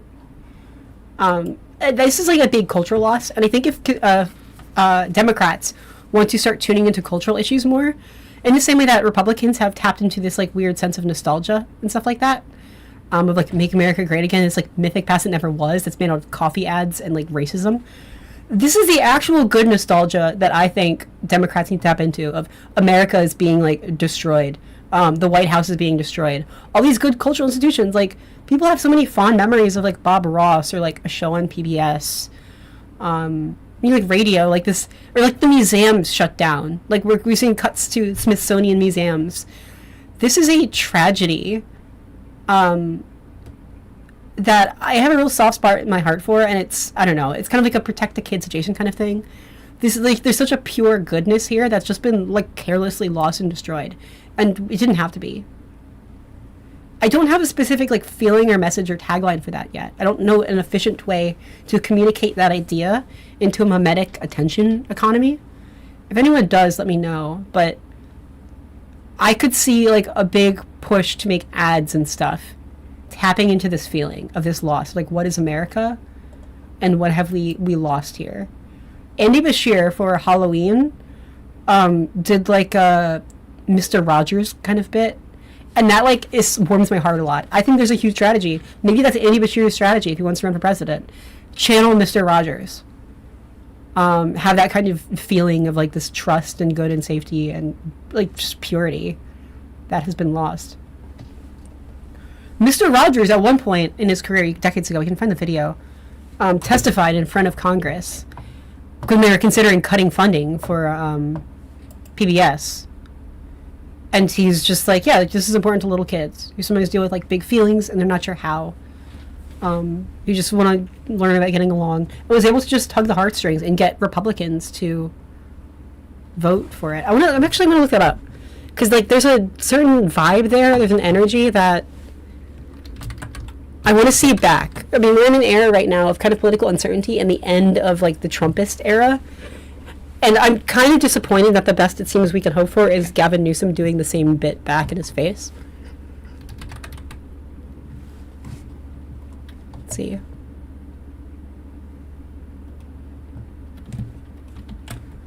Now, Mr. Rogers is... Okay. Here we go. Sorry, I'm kind of all over the place today.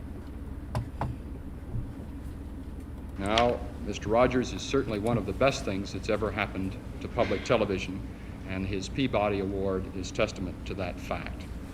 We in public television are proud of Fred Rogers, and I'm proud to present Mr. Rogers to you now. All right, Rogers, you got the floor.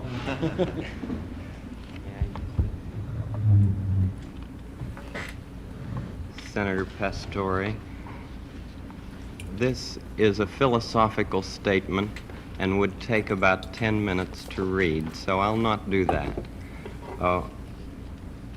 One of the first things that a child learns in a healthy family is trust, and I trust what you have said that you will read this. It's very important to me. I care deeply about children.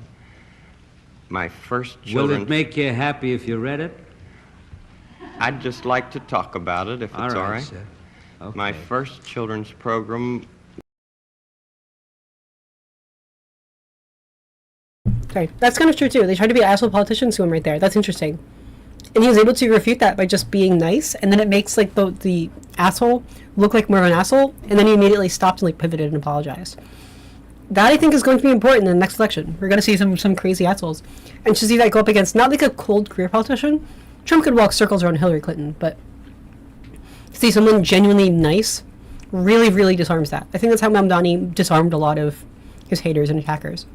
Was on WQED 15 years ago, and its budget was $30.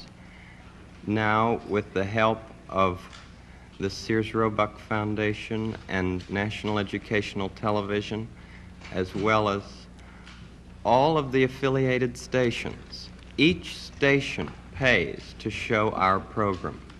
It's a unique kind of funding in educational television. With this help, now our program has a budget of $6,000. It may sound like quite a difference, but $6,000 pays for less than 2 minutes of cartoons, 2 minutes of animated, what I sometimes say, bombardment.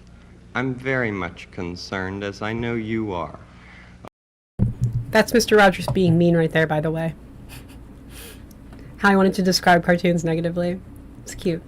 This is the kind of energy we need. And like I'm kind of largely directly talking about politics here, but I'm talking more indirectly about this cultural concept, because that's what Trump actually won on and built a power base on. Is this cultural idea and this feeling and this promise of what he represented, what he'd bring back. And we need to find a response to that. But I'm also considering, like, what do we need to learn from to shape our political message going forward, to build a better, unifying, good for everybody world. Aren't just other political references or other politicians. I think Obama's a good example as like one piece of the puzzle. But also things like the new Superman movie this year, which was the battleground front for the ongoing culture war of Gamergate, by the way, which never stopped. Or like the competing jeans ads this year. In a weird way, that is politics. It's not policy, but it's like why people vote, what they're kind of pledging allegiance to as a concept. About what's being delivered to our children in this country. And I've worked in the field of child development for 6 years now, trying to understand the inner needs of children. We deal with such things as the inner drama of childhood. We don't have to bop somebody over the head to make him, to make drama on the screen. We deal with such things as getting a haircut, or the feelings about brothers and sisters, and the kind of anger that arises in simple family situations. And we speak to it constructively. How long a program is it? It's a half hour every day. Most channels schedule it in the noontime as well as in the evening. WETA here has scheduled it in the late afternoon. Could we get a copy of this so that we can see it? So you're there. Now this guy who started insulting him and being annoyed and trying to blow him off and pass him along because Mr. Rogers talks very slow and soft. This guy was an asshole at first, and then backed down. And as Mr. Rogers continues to patiently explain, he alluded to something, and now this guy's actively curious, like, oh, can we see that schedule, that record? Which is still not flashy. It's not like an emotionally important thing he's saying. But Mr. Rogers has presented, I have like bangs. I need to get my bangs cut. They swing back and forth. But Mr. Rogers has presented even mundane things with a sense of mutual respect and caring that he's made this person curious. This is, I think, the kind of silver bullet response to this New Age Trumpism. And once Trump goes, there's going to be the establishment Republican side led by J.D. Vance, and there's going to be this anti-establishment side led by like Marjorie Taylor Greene and Tucker Carlson, the weird groypers and shit. Both sides are going into like politics in the future with the strategy of who do we need to turn up the hate against more, and they're going to be fighting for market share, and it's going to crash out. Put that against an image like this, like a kind of Obama meets Jimmy Carter energy. this is, I think, the way that we like override that psychologically. Hey, look, I just care about you and I want to help you, and create something so appealing and personal and respectful that reaches everybody. Any hate just feels weird. Like, that's, no one cares about that. No one will choose that over this guy who cares about you. Maybe not today, but I'd like to see the program. I'd like You disagree? Interesting. Tell me more. very much for you I'd like to see the program itself, or any one of them, you see. We made 100 programs for EEN, the Eastern Because frankly, I don't think we can like out-hate hate. If people are running on hate, they're going to go for the most extreme option. Educational Network. And then when the money ran out, people in Boston and Pittsburgh and Chicago all came to the fore and said, we've got to have more of this neighborhood expression of care. And this is what I give. I give an expression of care every day to each child to help him realize that he is unique.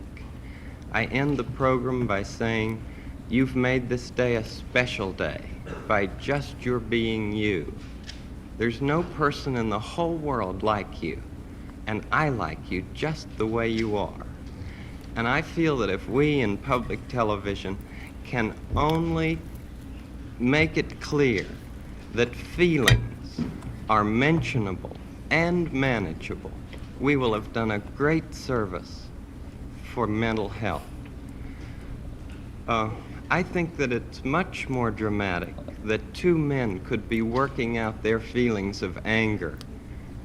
Much more dramatic. Oh, sorry, I'm nibbling on a like a chicken barbecue pizza that I had in the freezer. The food I had. Yeah, we need to lead with love. And it's not to do what Hillary Clinton did, which was very cynically be like, love trumps hate, which weirdly read more as an advertisement for the other guy, and it's more spiteful thing. And Hillary Clinton was trying to tap into this like old standing Democratic brand as like the compassionate party, but that doesn't work if your candidate isn't giving that vibe. It makes you feel inauthentic and a traitor. It is hard to meet racists with love. Yeah, that's why I think that we maybe just like, you know, not super warm, but like, look, we want to just give people healthcare and housing against racism. Like, I don't know. It's a weird thing to thread, and I'm not the person to thread it. I'm too white to thread it. But I do think like a lot of people are just like primarily selfish. And I don't know, but I think that offering selfish virtues of like, we're just going to give you food and medicine and that kind of material respect, people might choose that over the racism a little bit. And we really only need to like satiate bigots long enough to make them lose their political power and like educate their children. Literally just genuinely educate their children. Like put them in a classroom with people who are different than them and then make them actually learn and read and think.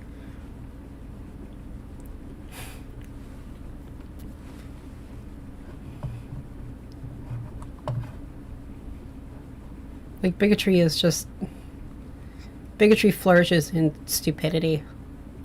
Than showing something of gunfire. I'm constantly concerned about what our children are seeing. And for 15 years I have tried in this country and Canada to present what I feel is a meaningful expression of care. Do you narrate it? I'm the host, yes.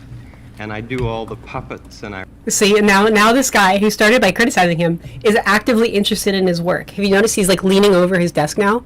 And asking, do you narrate them? He's curious.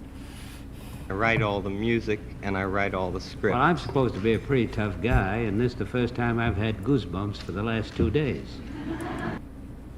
Now he's making jokes. He's genuinely admitting and like humbling himself and gaining that self-aware perspective. Well, I'm grateful not only for your goosebumps, but for your interest in our kind of communication. Could I tell you the word? I think that very cynically, I do think self-benefiting material offers of better housing and healthcare will, like, some racists who are just selfish, unaware people will vote for that, maybe over the racism. But, however, it would not be the first time that racist white Americans have chose to kill their own good things for the sake of hurting people they don't like. College used to be free until desegregation. So be careful, it's not enough. Like, bigotry cannot be ignored or omitted. Words of one of the songs. If Bernie Sanders cared enough to build inroads into black communities, he would have won a primary. He's missing sizable voter blocks there.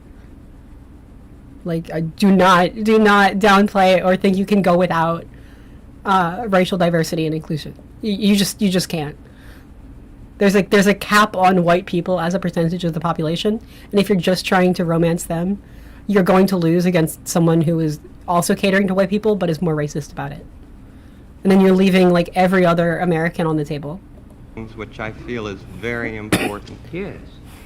They filled in community pools. Yeah, just racism is awful. Creative. I'll give it that. Creative. Believe racism is not. The means to which racists will seek enforcement of racism are so creatively mask off anything goes, the sky is the limit opportunism. This has to do with that good feeling of control, which I feel that children need to know is there. And it's... What? How is that concept connected to healthcare?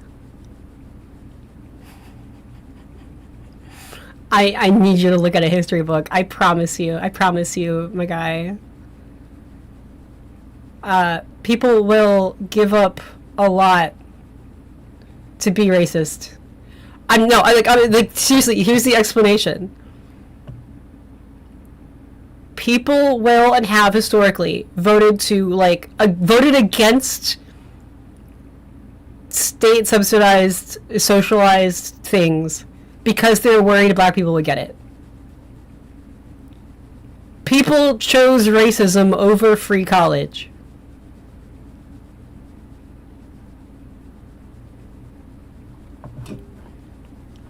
Starts out, what do you do with the mad? Yeah, like, black people are people who need healthcare. If you want to run on a politics of common sense, basic need, resources, and respect, and kindness and possibility, like healthcare for everybody, you need to actually care about everybody. If you're just trying to argue for those things but not actually caring about everybody, it doesn't sound like you want it for everybody.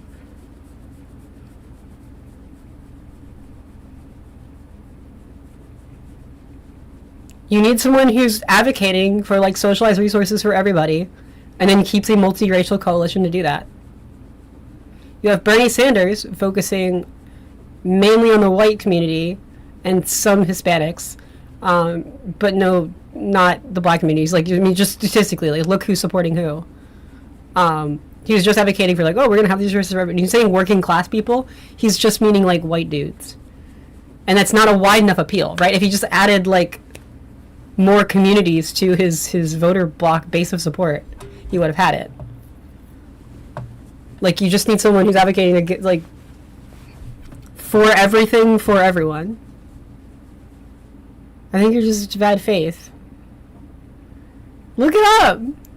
Look it up. There used to be free college. I'm saying, like, look at the statistics for who supports who and why. And look at people talking about these things. If you don't know that, that's a you problem. I know even lots of, like, white leftists who cannot explain why Bernie Sanders didn't win. And it's because they're not looking at, like, who he's winning with and who he's not winning with, and how little he tried to win with more people. That you feel. And that first line came straight from a child. I work with children, doing puppets in very personal communication with small groups. What do you do with the mad that you feel? When you feel so mad you could bite. Yeah, keep your real scenes. When the whole wide world seems... Oh, yeah, he's like singing a song. I guess, in the show, or like a poem. Mad that you feel. And that first line came, I write all the script. Well, I'm supposed to be a pretty tough guy, and this is the first time I've had goosebumps for the last 2 days. Well, I'm grateful not only for your goosebumps, but for your interest in our kind of communication. Could I tell you the words of one of the songs which I feel is very important? Yes. This has to do with that good feeling of control, which I feel that children need to know is there. And it starts out, what do you do with the mad that you feel? And that first line came straight from a child. I work with children, doing puppets in very personal communication with small groups. What do you do with the mad that you feel? When you feel so mad you could bite. When the whole wide world seems oh so wrong, and nothing you do seems very right. What do you do? Do you punch a bag? Do you pound some clay or some dough? Do you round up friends for a game of tag or see how fast you go? It's great to be able to stop when you've planned a thing that's wrong and be able to do something else instead and think this song. I can stop when I want to, can stop when I wish, can stop, stop, stop anytime. And what a good feeling to feel like this and know that the feeling is really mine. Know that there's something deep inside that helps us become what we can. For a girl can be someday a lady, and a boy can be someday a man. I think it's wonderful. I think it's wonderful. Looks like you just earned the $20 million.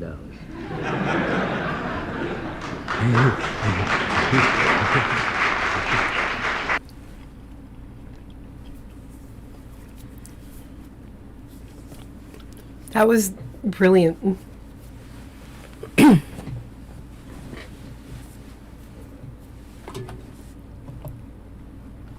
That was brilliant.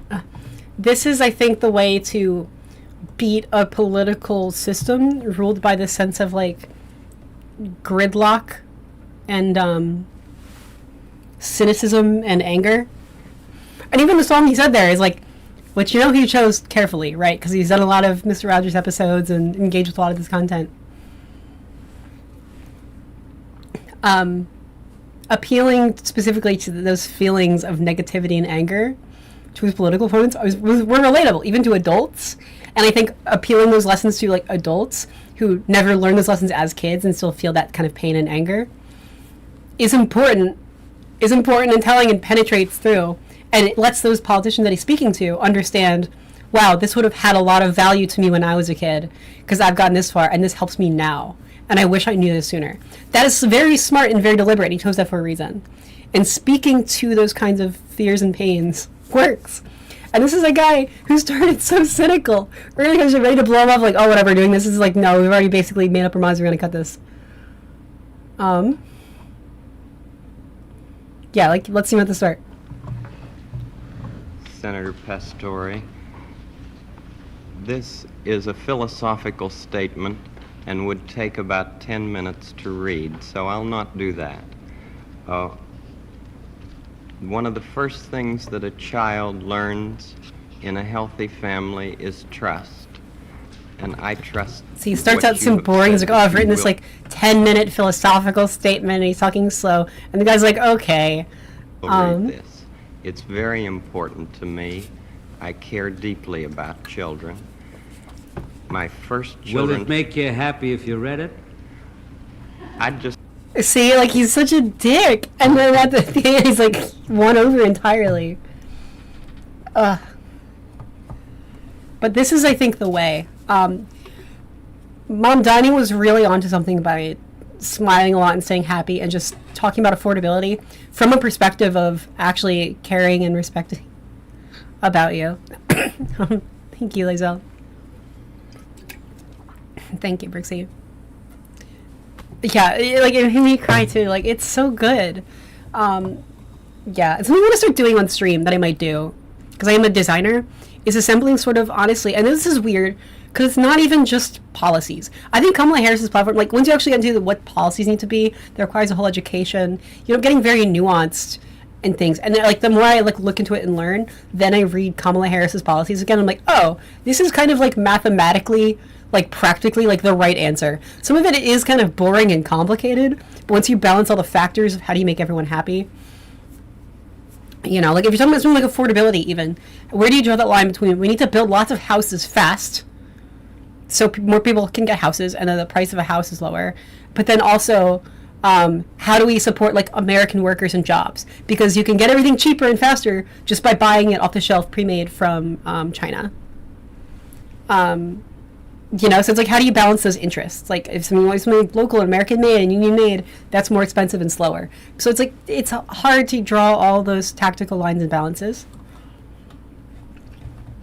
And that is difficult.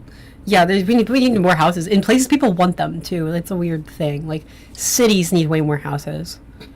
There are also small, dying, like Rust Belt coal towns that have houses that don't need houses. The shutdown is not technically over; it's in the process of ending, so will have to be voted on by lots of people in both houses of Congress. But in terms of like the political brand we need, I think Kamala Harris even was starting to figure this stuff out, but just didn't have enough time for it to like trickle down into mainstream culture.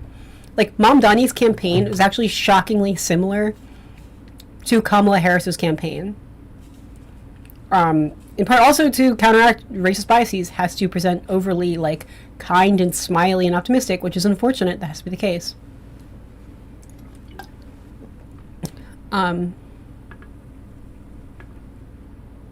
Yeah. So like this whole thing. In YouTube chat, keep your Bilsteins. I don't think that they can cancel out the new vote from the new representative, Gifalda, who will be for the Epstein files. I don't think they can cancel out the vote. They just need one more signature. It's like a petition. They're just trying to delay it because they want to like stop the kind of doomsday of political messages, and I think they really wanted to wait until after the election. Unfortunately, it did not help Republicans, so scoreboard W. Do I like Kamala Harris? Yeah, I like Kamala Harris. I think there's like a lot of bad faith reasons to like Kamala Harris. I don't think she did as well as she could have done, but I think very little of that, if you actually look into it, was her fault.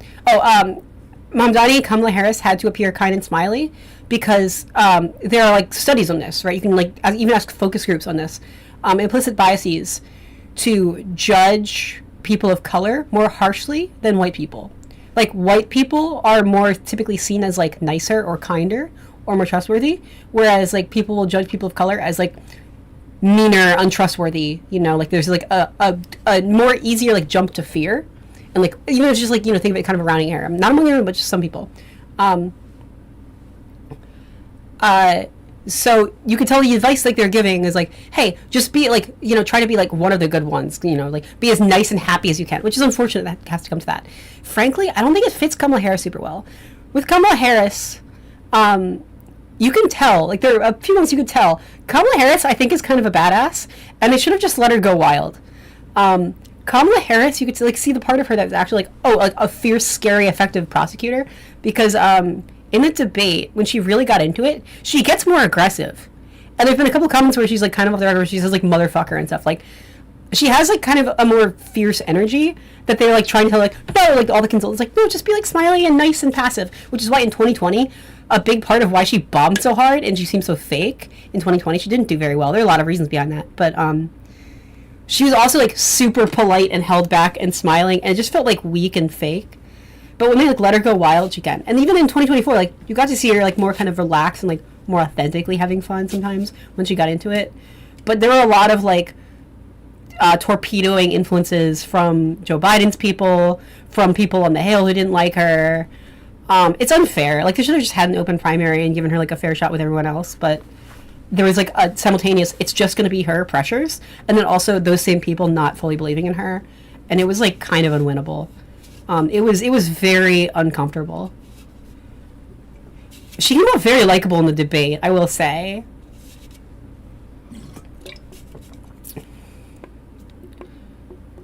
So Israel's complicated. Okay, so first of all, keep in mind Russia. Russia bad. Russia very bad. Russia is an actively imperialist, colonialist power who is very, very evil. A lot of the Middle East also very bad, very sexist, homophobic, backwards, just culturally ass. Keep that in mind. They fucking suck. Fuck that shit. Not all Muslims are Islamic extremists in the same way. Not all Christians are KKK members, but some of those groups exist. Afghanistan, fucking tragic. Massive human rights abuses, like gender-based slavery. Fuck that shit. Israel is useful as a counterbalance amongst all those forces, and Israel has geopolitical usage as an outreach of Western influence in that region, and Russia has a vested interest specifically in crippling U.S. influence in Israel, so Russia in the Eastern Hemisphere can more aggressively conquer other places. This is like a cold, realpolitik, geopolitical kind of way of thinking, and it's how Russia works, and Russia has done a lot to like try and play both sides of every political issue to advance its own just straight up hungry, bottom of the line, like they want to conquer places with armies and keep going. And so one reason some politicians on both sides of the aisle support Israel is just literally like its position spatially as a somewhere we can put military bases and like do stuff and like have a hold there. Without Israel, the clear and stated intent of some other Middle Eastern countries is to completely steamroll that whole territory and not only kill all the Jewish people there, but kill all the Palestinian people there.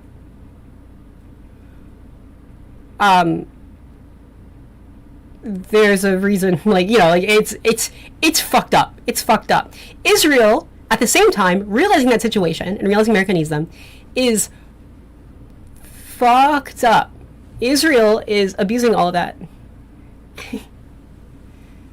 Thank you so much, Kip Pilseen. Means a lot. But like Netanyahu is evil, and I think, as far as I can tell, I think Netanyahu, for the most part, is more of a hawkish war criminal, in the same way like Ronald Reagan is, you know, with all the kind of awful South American interventionism. Like, Netanyahu is not popular, and has only kept power by prompting forever wars and even boosting Hamas. Netanyahu created a problem so he could be the one to solve the problem, and then has like profited off of this, which is horrible, horrible. He's a desperate political man who has turned into a horrific war criminal because he's bound his own career and his own life and his own well-being to keeping this going, which is horrible. Joe Biden and Kamala Harris fucking hated him. Kamala Harris walked out because she had more room to be the bad cop, but it's very clear that you just need to smile and nod to him enough to like get him to fucking sign a ceasefire, and then Kamala Harris was meant to come in after and be the bad cop and then like push hard for Palestinian statehood and just tell him to go fuck himself. But they needed him to agree to a deal first. But Russian bots were trying to tank Democrats who were supporting Ukraine, right? Because Russia wanted to just conquer Ukraine.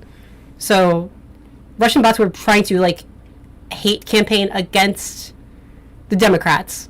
So all their bots were saying Ukrainians are Nazis overnight flipped to saying like don't support any Democrats because they support Israel, even though Republicans were also supporting Israel.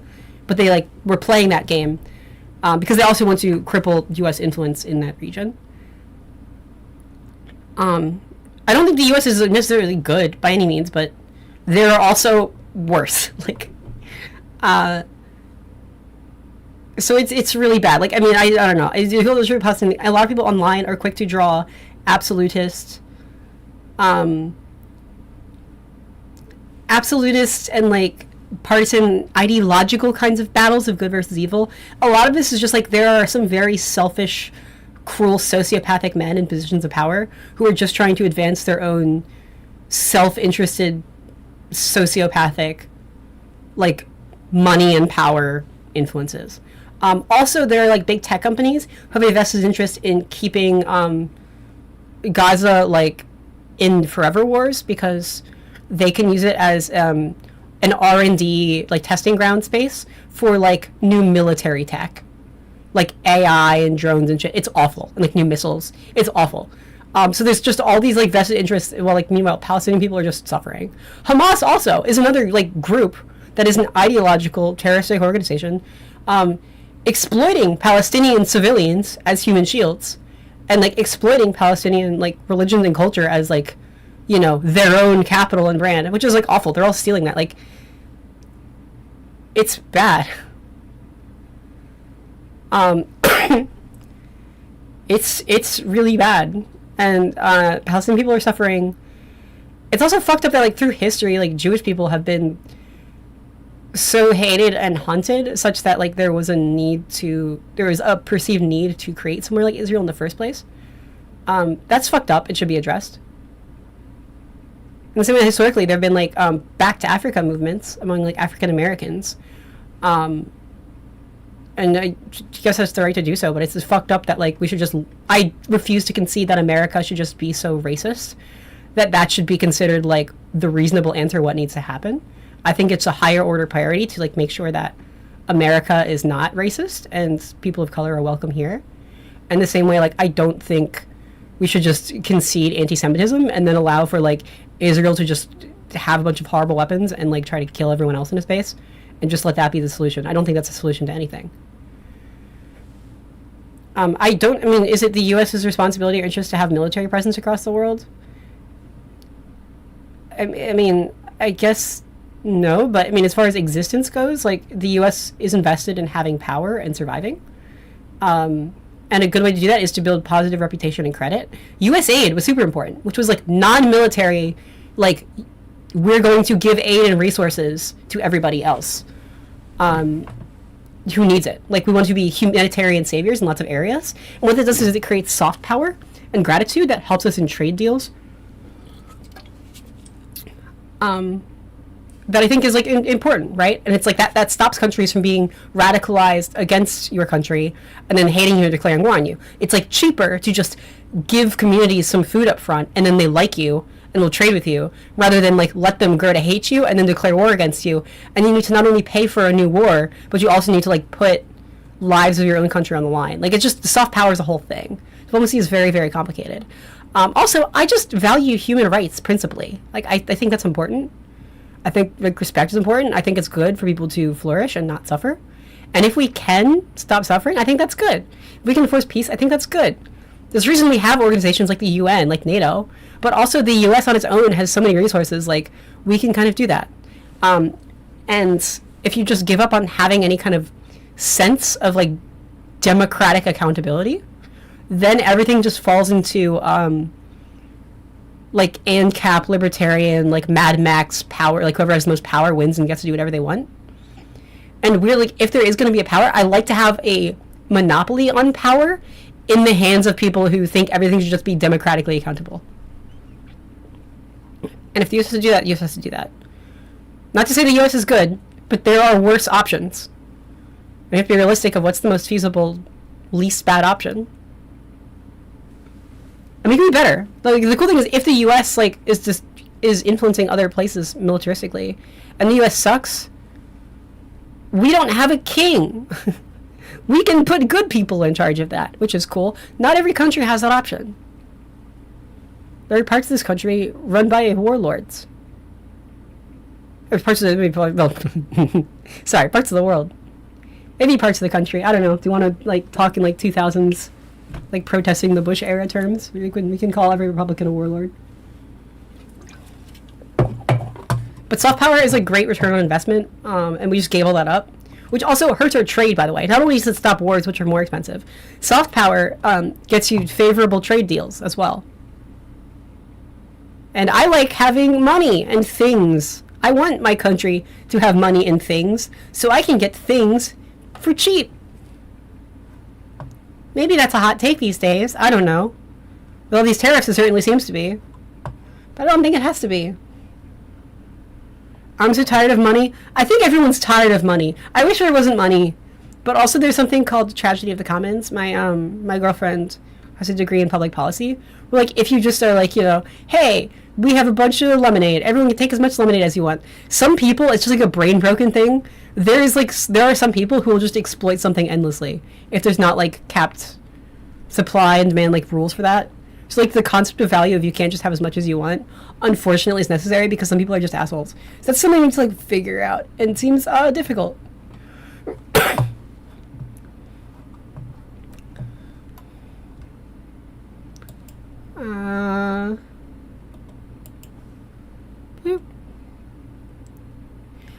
That's true. Yeah. No.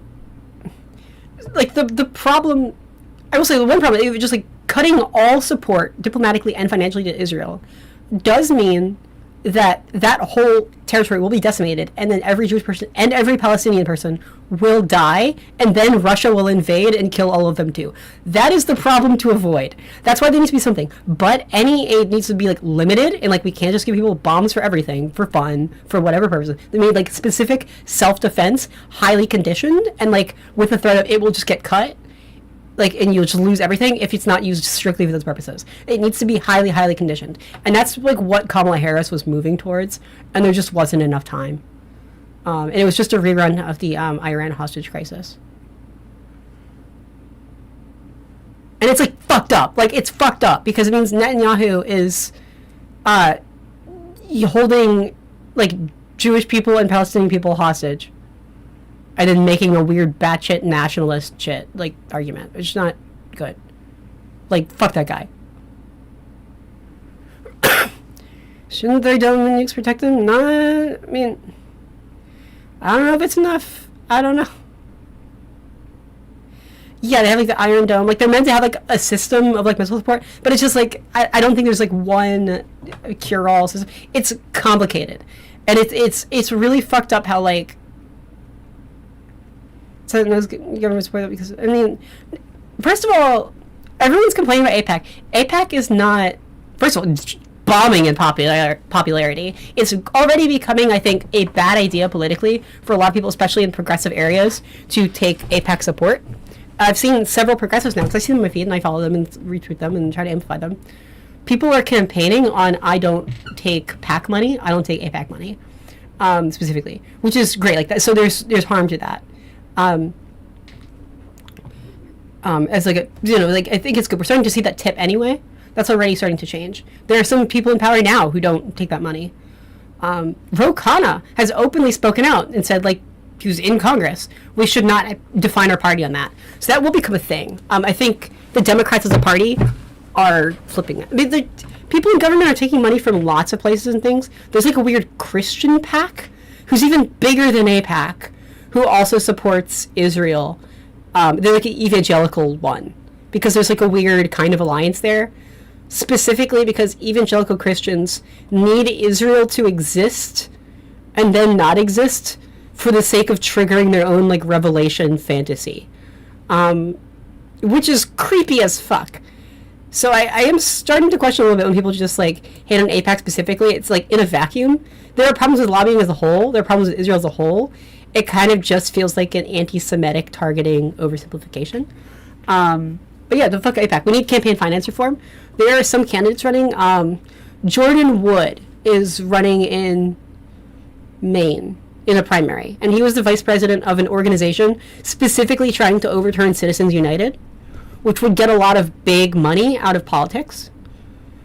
He's a good person to support. There's ending Citizens United, campaign finance reform, targeting PACs. These are the things, if you want to get AIPAC out of politics, or maybe not just AIPAC, maybe the other bad interests too. Because even like tech companies, like any like military industrial company, is also going to want to continue harm in Palestine. Like 100%. I mean, it's their best testing ground they're ever going to have. There are a lot of reasons. Like there are a lot of, you can't just target AIPAC singularly. It will not solve the problem. But there are politicians for this. Like I support this agenda. Like let's get that out of that. Yeah, that's what he just said. Like there are ways to turn on that, get rid of that support. I mean, overall, it's a bad idea for the U.S. to abandon an ally like that. because a united Middle East that kills all the Palestinians and every Jewish person there, who then hates America and then is vulnerable to Russia and Russian influence, uncontested, is not good for America, or I would say, anyone. Just maybe that's a hot take, but I don't think it is. So there's like some tactical thing, but I think like Netanyahu's party specifically has to go. I think the human rights abuses of and genocide of Palestinians has to end. Looking at news. Abortion restrictions are stupid. Gonna work.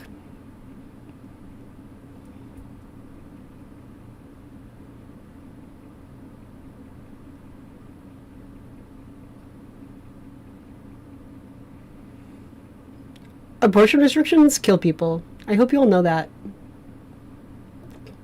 Not only like then there are people who are there are types of pregnancies that go wrong. The fetus dies, needs to be extracted because it's just a decomposing, rotting body. And then the person carrying the fetus will die from having a dead, rotting body inside of them. That's a need for an abortion. There are people who, if they had to raise a baby, it would ruin their life financially, and they are then far more willing to get an abortion, even like without any like medical legal way of doing so, but just by any means necessary, even hurting themselves to do it or risking their own lives in risky procedures to do it because they can't, 'cause it will ruin their life. There are also people who, they're pregnant and can't afford to raise a baby, will kill themselves. They just will. Like it's a danger. Like it fucks with you hormonally, and the risks are so insane. There's so much moralizing and guilt too. A lot of people don't want to be pregnant, and they don't want to be seen as a failure for getting pregnant when like they feel like they shouldn't be supposed to, or it's not moral, you know. Or even the guilt of getting an abortion. Like they still can't say that, and they will feel bad about it. But they'll feel bad about it and then can't get help, such that they will hurt themselves. They will get hurt. If they have to travel far to get an abortion, you know, these are people who are not in a good space medically or mentally or emotionally, who are then driving a car as fast and as quick as they can across state lines or like long distances and starting to stay places. They need a motel, like, you know, for the night. They need like a hotel for the night. Yeah, childbirth can result in death. Like, you know, these are the people who are like desperately going on, you know, time sensitive trips, long distances, and need money for it, right? What do you do if you're that panic person, right? Imagine that. Like, you don't have any, even if you don't have any familial support, okay? You're a young woman, you're pregnant, you need this abortion, you're panicking, you're now afraid of cops in your state because you're worried they're going to try and stop you from leaving the state. You're going to be driving recklessly. You're going to need a hotel. That might ruin you financially, or you could do it. They might, you know, be more desperate and turn to things like sex work to, like, pay for these things or, like, have someone to stay with just to do, like, afford this kind of trip. Then they have to go all the way back, and like, how do you take time off of work for all that, right? Like, is that costing you? Is that costing your survival more? It's worse for workplaces if employees just need to fucking dip and then take several days off to travel someplace far away. Like, there's so many like domino. Then it affects those other states' healthcare systems because there's like more patients flooding into them instead of just going to their local hospital. Domino. It all just spreads out and gets worse and worse and worse. It's dangerous. Or maybe they keep the baby, like, you know, they give birth to this baby successfully, right? It's another needless tax on the medical system to support. It's not post-birth abortion is just murder. But no, it's like, that's, you know, a huge healthcare cost of going through childbirth in general on that parent, right? That's then the cost they have to bear that could ruin them. You know, that doesn't ruin them. They have to give up this kid. Even if they have to give up the kid, then that's a kid who's growing up in an orphanage or like in a foster care system, which leads to worse outcomes, higher rates of homelessness. A lot of homeless people statistically like start just as like they're stuck in the foster care system They never get adopted. They turn 18, then they have to get kicked out, and they have nowhere else to go, and they end up homeless, right? Which then, they're more likely to turn to crime, and that ups like crime rates in cities. They're more of a financial like burden on their communities because of that. All these little factors like add up and just make everything shittier. Not to mention, I know a lot of young men these days have been surveyed and are increasingly care and vote on they want to start families and all of that. They want to have a girlfriend or a wife or like have kids. For a lot of young women, we're not gonna risk it. We're not gonna have sex if it could result in a pregnancy that like they're stuck with, right? If they're not necessarily ready with, they're not ready for. If they're still like, oh, I can get an abortion if it happens, they're more willing to risk it or have sex, even like safe sex, because like not everything is perfect. Not every form of birth control is perfect. There are exceptions, but people are less willing to roll the dice if it means they're stuck with a baby for 18 years. At least, I mean, probably more than that if you want to be good parents and like pay for their kids' college and any support later in life. Like people aren't risking it, so. These people, like young men, complain about the loneliness epidemic, and they're also like anti-abortion. They don't realize when they're anti-abortion, women have more incentive to just stay the fuck away from every single relationship they can, and all of that. Like they're not gonna even have like one-night stands. They're not gonna risk it. It's led to increased loneliness, fewer relationships. It's bad. If you want people to like have families safely, let abortion be legal, and then like let them have the support to like get a home and have childcare and education paid for and have healthcare paid for.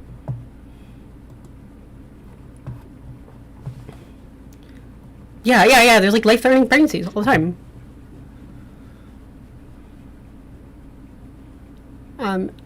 It's. And I hate that a lot of men can view politics just purely in a vacuum, because they don't understand how much like abortion is just a real practical necessity of a society. You don't have to like it. It's hard. People aren't just getting abortions for fun. Like it's traumatic. It's involved. But it's necessary. It's just practical. And like if like basic like straight cis men got pregnant all the time too, there would be abortion clinics on like every corner. It wouldn't even be a question.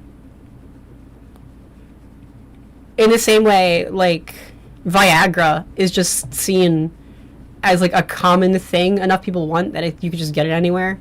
It'd be like that. Like it's just, you don't have to like it, but it's weird. Some things are just gonna come. Yeah, more male birth control options would be great and like necessary, right? And that's like when these conditions exist, when there's no abortion, it's like, wow, if only there were more ways to not get pregnant and not have kids. And that's just how that goes. Republicans are pushing this weird, freaky idea of like have lots of kids and then banning medicine and banning the conditions that would make people more willing to have kids.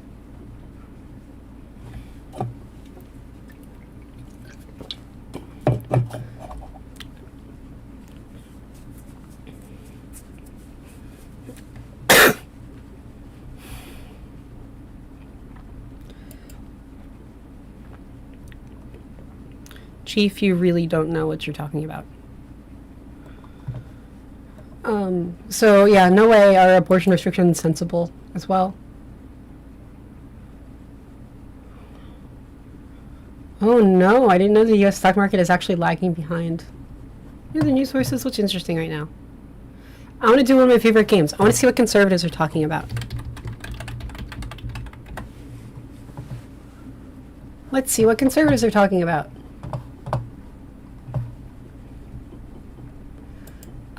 Virtue signaling about veterans, which, by the way, their party is terrible on veterans.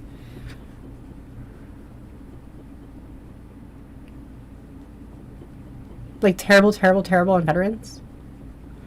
No support for veterans' health care, veterans' rights, support. Antifa. I don't understand the fears about Antifa. But with ICE, there are literally now masked men in the street disappearing people, unqualified.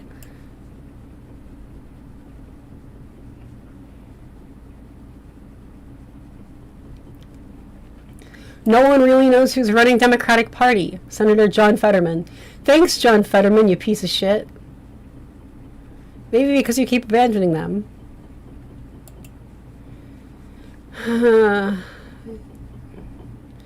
John Fetterman had one stroke, and that is tragic.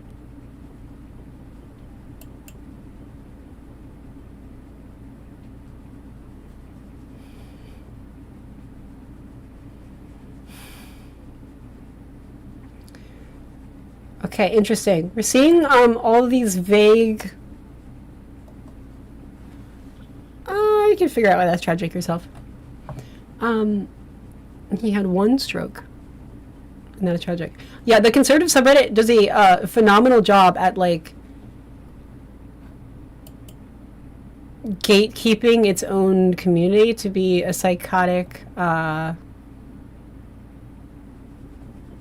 echo chamber. But it's telling, because it shows what they care about and what they don't care about, and what's on message and what's off message. Here we go. Now they're making fun of Democrats who are caving in the shutdown, which is why that was a wrong thing to do. Veterans. Wow, veterans. Only in theory, not in practice.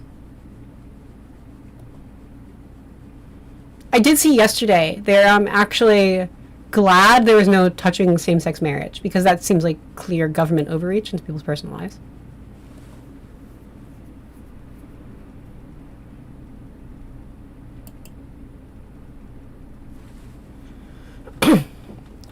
Mamdani taps architect of $1.1 billion plan to replace cops with social workers. Mamdani is not replacing cops with social workers. He's adding social workers because, yeah, it's a great source of, like, what information is scaring these people. Mamdani brought up a really good point. Not we're defunding the police, but hey, police are one tool and not the tool for every problem. Yeah, no, the American military is basically a socialist infrastructure. The American military, phenomenal amounts of money are thrown into it. A lot of it on, like, housing and healthcare for people who work office jobs. It's kind of a self-contained, bizarro world where, like, they get socialism. Grocery stores, yeah.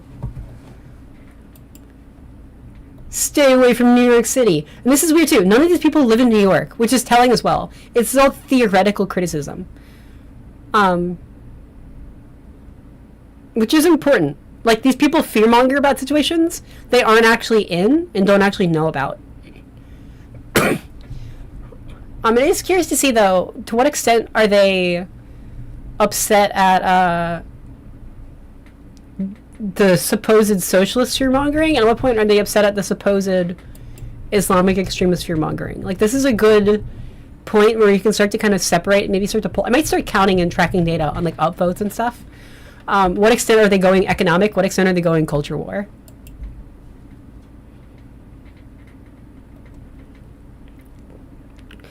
New York City and LA are known areas to avoid in the entire US, says Xerxes in TikTok chat.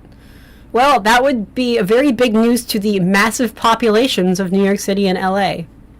Famous abandoned no man's lands, I'm sure. Biggest fucking economies in the nation. Isn't California like the third biggest economy in the world alone? Yeah, that's true. Yeah, veterans get healthcare in college paid.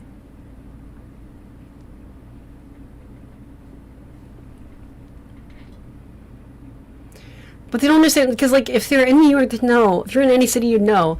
There are stations and stuff where you can have cops there. And then those cops are just going to be taking government money as a paycheck. And they're just playing Candy Crush on their phones the whole time because nothing happens. And if something does happen, it's not necessarily what you want, like, some, you know, fat, lazy asshole with a gun to solve. They don't know what they're doing. They don't know what to solve. And that's, like, a lot of pressure to put on a cop who's just, like, a guy who's not a mediator. Especially if you ever had a friend who's, like, God forbid, suicidal. This happens to one of my friends. Like, you have to call 911 on them. You don't want to send a cop with a gun. There are stories where, like, they will just go and shoot the person. When what you need is, like, we need, like, a social work division. We have, like, fire, like, emergency, cops, and then we need, like, a social work division where, like, someone's having a crisis, we need someone who can like talk someone down if they're having a freak out in public. You might have to send them like with a cop, depending. But there are cases where we need someone who's like, hey, let's de-escalate, and like is actually trained in that. Like when you have someone, you know, holding hostages at the bank, you send in like a hostage negotiator. We need people who are just can de-escalate things and like understand psychology and can de-escalate that shit. I don't understand why conservatives are so afraid of that. I think Mondani did a great job, and I'm curious why that's not penetrating, and what we can do to push that more. This is a great idea, like a big idea. If we need big ideas, I think Democrats need to campaign even nationally on like safety and crime, because crime affects like working people in cities, like who are actually vulnerable to crime. Rich white people in the suburbs don't have to deal with a lot of crime. It's all theoretical. It's all storytelling. But if you live in a dangerous area, crime matters. But social work, I think, is a great liberal answer to crime. We're like, hey, you know that like crazy person who's not necessarily doing a crime but keeps hanging out around the same area and doing crazy people stuff, and everyone's worried they might go off at some point, which has happened. I mean, I've grown up in some bad areas. That's why you need a social worker. You need someone to desk it and be like, hey, let's come on, like, let's go this way. We're gonna get you to a shelter. We're gonna get you to like rehab. These kinds of resources are great, and there's no way to do that. Because when a cop approaches them, it seems like a threat, and then they lash out and escalate. Yeah, no, yes, thank you, Reaction Analyst. I live in Baltimore. Baltimore has gone up and up and up, and now prices are starting to go up as well, because people are realizing Baltimore, low-key, over the past few years, is becoming, like, the next, like, Philly, New York, D.C. kind of, like, hub, but it's, like, considered a lower-tier city, so, like, low-key was a little cheaper, so we got in when we could.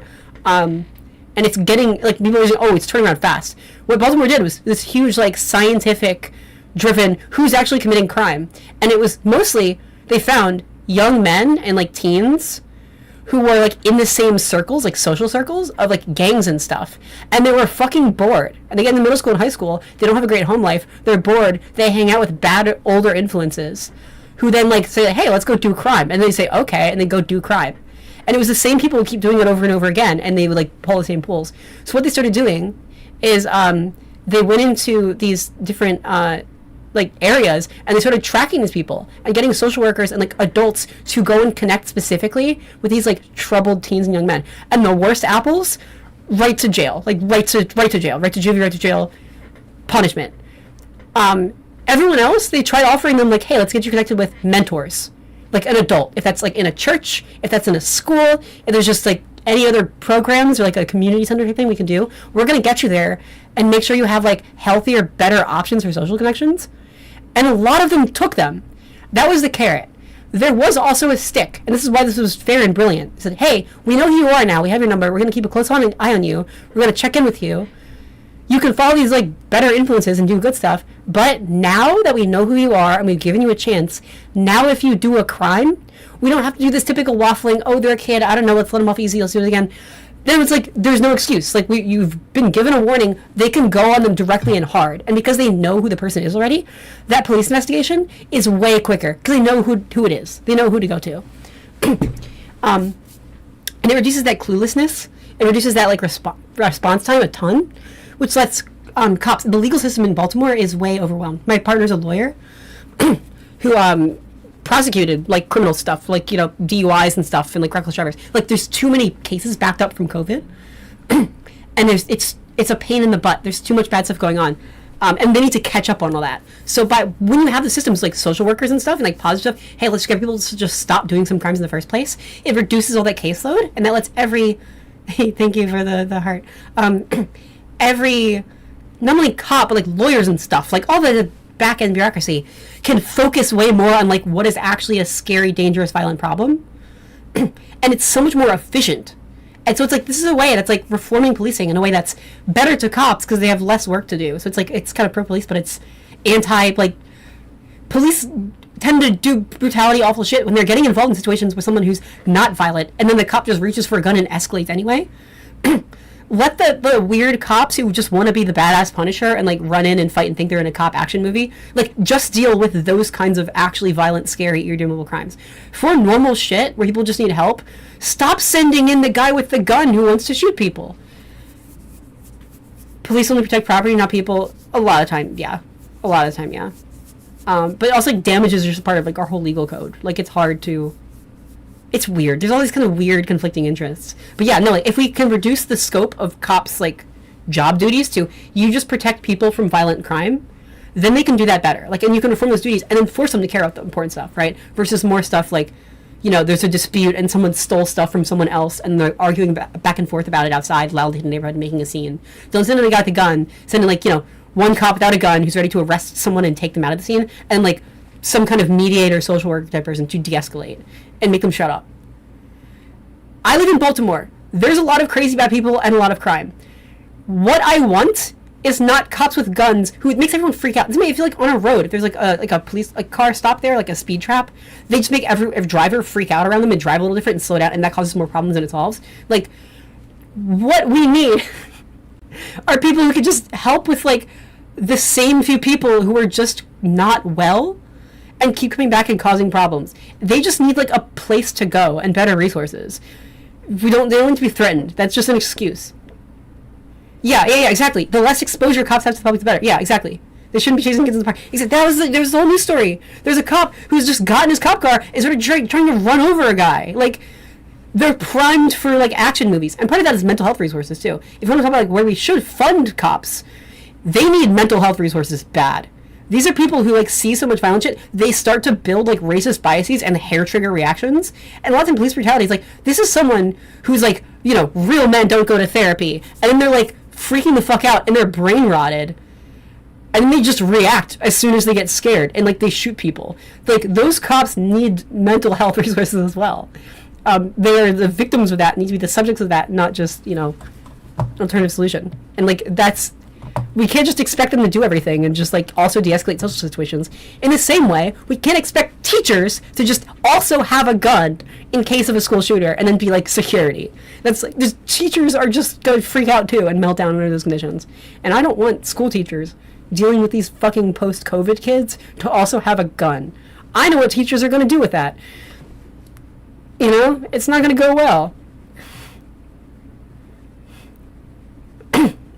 Yeah, the Supreme Court ruled they literally have no obligation to protect peeps. Exactly. Like, I'm cynical, right? This is not me being like too compassionate and soft and nice and liberal. It's like, I'm cynical. Cops are guys who we gave a weapon and told them to go stop the bad people. Stop throwing that at every problem. I have a feeling I could place a fucking bet on what they're going to do in a situation. Yeah, like the prison industry too. Like, I wish all these conservatives who are like, oh, I don't want to give free handouts and socialism. Why aren't they turning on prisons? Not just private prisons, which are actually a shockingly small percentage of prisons, but public prisons too. Why do we need prisons?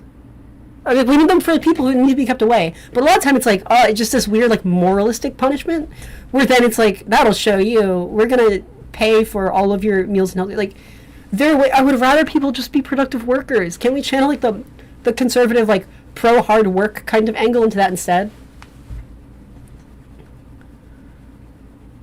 Teachers should not be armed. I mean, like, that was like oh God. Conservatives have no answer to anything. Democratic Party is in a lot of ways is fucking weak, but they're at least like amicable to good intents, and then are susceptible to like better, stronger leaders and voices who have better ideas. Yeah, no, this subreddit I look at purely to like a zoo, like the conservative subreddit, just to see what they care about. Ooh, let's see what they think about Schumer and the shutdown now that it's ended. Okay.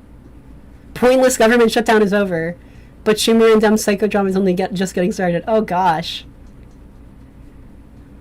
Yeah, like, Republicans are ridiculed more for not having good answers to basic common sense problems. Everyone freaks out about gun control, but like, maybe instead of us having to find the best way to talk about gun control, we should put the onus on Republicans to actually answer that shit. Because Republicans talk about schools like they're armories. Or like churches. They don't seem to understand what schools actually are for. It's just a building where they want to fill with guns and Bibles.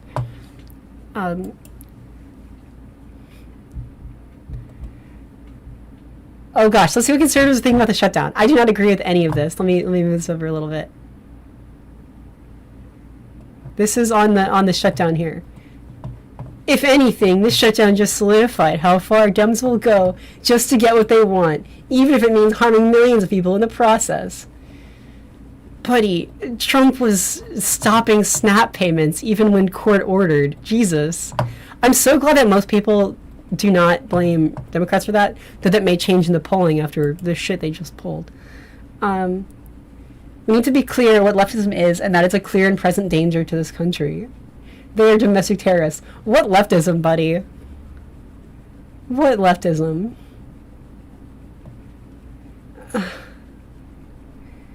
I just... Imagine being scared of leftists in 2025. Imagine being scared of, like, dodo birds. Like, it's... They have moved the Democrat Party into such extreme thinking. There may be no saving them. This is an interesting line I've seen Donald Trump push lately through his press secretary and others. Through Karen Levitt and stuff. They keep calling the left radical, like so crazy and radical. They've moved, we haven't. Meanwhile, like their party keeps getting caught with like Nazi imagery. It's important to show we're kind of this back to basics and even maybe evoke the old like 1940s FDR aesthetics of like, we haven't moved, this is what we were about like long ago, and it's crazy how you guys lost the plot. Call them the radical right. There's alliteration. It will stick better. It will stick better. I promise it. Call them radical. Don't concede that you're radical. Don't be like, yo, you're radical. Like, no, we're just normal. We're common sense. Flip that on them. I don't understand why every leftist has fully ceded the bell curve of human opinion to fascists. I'm not radical. I'm just a normal centrist moderate who's asking questions. Why don't we have health care? What is extreme about going to the doctor? Isn't going bankrupt because you break your leg more extreme? Aren't hard workers, hard white-collar factory workers, getting injured on the job and then not being able to get healthy again and get back to work? I think that's radical. I think it's a radical problem we need to solve. Yeah, like they're on the cusp of accepting Nick Fuentes. Well, they're not going to accept Nick Fuentes, and then they're going to be like primaried and go extinct from a alt-right, further right and more radical Groyper wave before decimating. Like the extinction burst is already here. Oh my gosh, they're so scared of Democrats. Communism. What's with the communism allegations? But here's my pitch, right? In the same way that Democrats' appeals to protect democracy and like we gotta protect the institutions, even protect the filibuster, are now falling on deaf ears because they're appealing to like a generationally outdated definition of what these ideas are, like as principles, as concepts, as institutions. I think attacking communism in this day and age is also going to fail because even the people who are thinking of like the Soviet Union, which is bad. Yeah. Like there's, like because people don't understand. Like when you talk about words like liberalism, socialism, and communism are all baseless and can be whatever you want, right? And I don't know how to argue about communism because I could think about the theoretical, like like a stateless, classless, monolith society, But then a lot of people are just picturing in their head the Soviet Union. I don't like the Soviet Union, and am I going to debate people out of like that basic mental image all the time? It's just not good optics. It's not worth my time to like explain that first. I just don't bother with that conversation. It's not worth it. It's not worth it. But these people who are hating on communism because to them they're connecting it to the Soviet Union, that's not going to register with younger voters because there's no frame of reference for that. It's just this kind of pointless, meaningless idea. Like, why is it bad? What does it mean actually, though? And it's not worth redefining communism. It's like, just don't fear that kind of argument.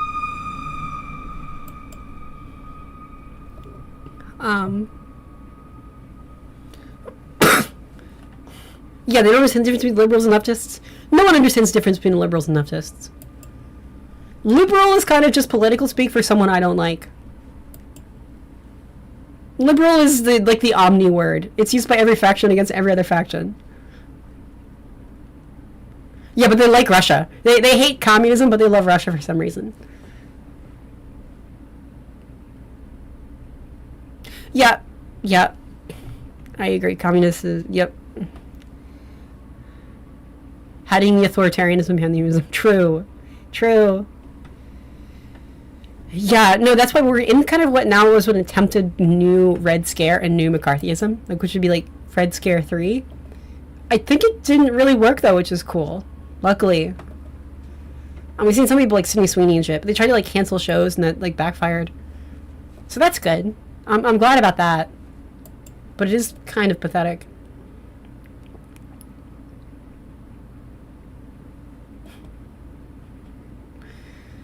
If you're talking about influencers who birthed like worse influencers and worse like downsides, the worst is the Young Turks by a mile.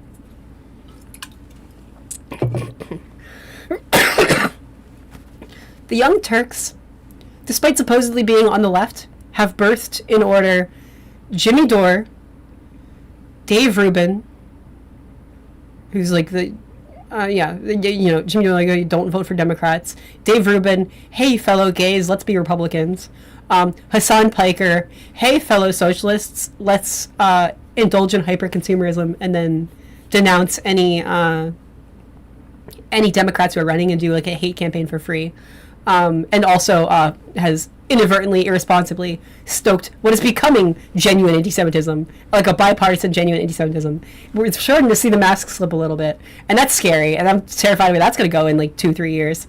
The Young Turks, like, in theory is good, but like they have media trained a lot of people and have directly led to like kind of irresponsible spit outs that have been backslides and feels kind of psyopy.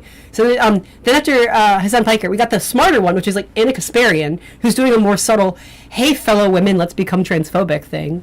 And we can't support the Democratic Party as long as they support trans rights kind of thing, right? That's like a more nuanced thing that's like a deeper liberal cut trying to pluck out lots of young women and pull them away. Oh gosh, is there one more? Who am I forgetting?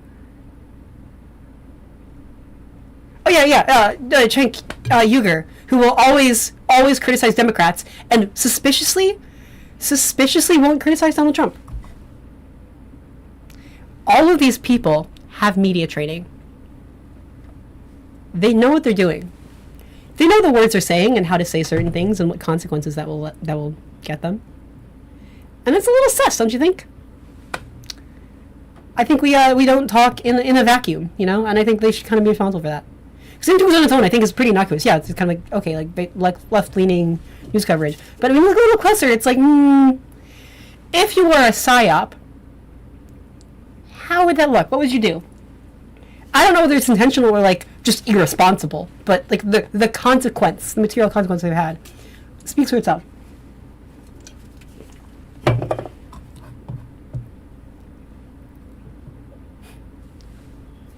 Yeah, it's just like the man-centered environment. It's weird. There's like a creepy sexism to it all. So I have some issues with the Young Turks. Outside of that, I think Taylor Lorenz is also an op. Taylor Lorenz is very transparently an op. What else are conservatives afraid about? Because even this whole thing of like, conservatives will hate on like socialism and communism a lot. There's like a very vested and proven successful fear-mongering about that. So I don't think it's a good idea to have these creators on the like, hey, fellow progressive people on the left who are getting curious about politics and want to start getting involved. First of all, don't run for office or volunteer for campaigns or like anything like that, or donate to them. But do start calling yourself loudly a communist, like the thing that conservatives can like really mobilize their base to vote against. Not the best play. And not what fascists did. Fascists who succeeded chose to do something else. They just chose to say, what do you mean? We're just Republicans, and we should just support Republicans, and then get into Republican office. One of these two strategies worked.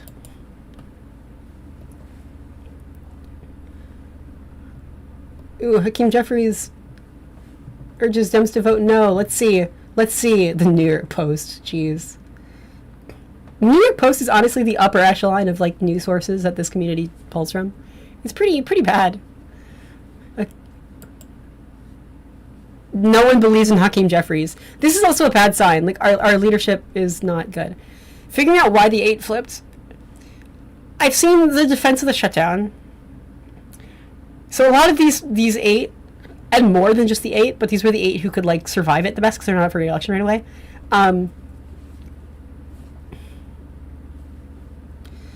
They were worried about their constituents.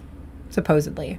Specifically, they're worried about the government employees and their constituents, and they're worried about the, like, white-collar people who are going to take flights and we're going to be inconvenienced among their constituents. They didn't seem to give a fuck when SNAP benefits got cut off, which makes me suspicious, the extent to which they actually did care about, stopping the harm. They only seem to stop the harm when it's for, like, middle-class people, not working-class people. It's bad. It's bad. But there was, like, a bigger deal. Like, they thought, also, the Democratic Party as a whole, I think, behind the closed doors, knew they were not realistically going to get ACA subsidies, so they needed to back out in a way that they thought would mean the least harm to their cause.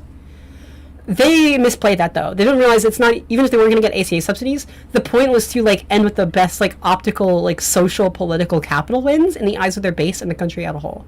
They needed the conversation to be about healthcare.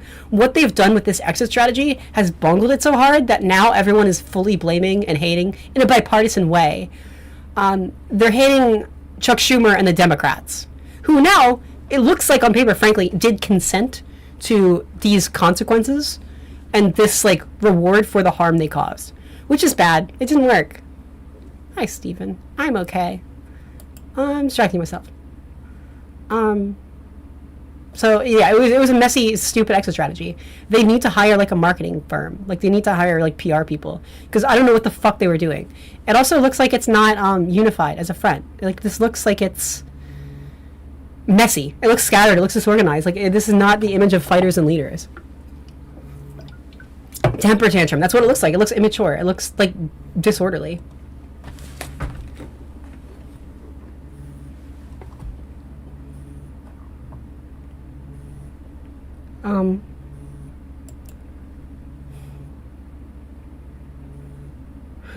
So yeah, the Dems don't have enough votes, which is true.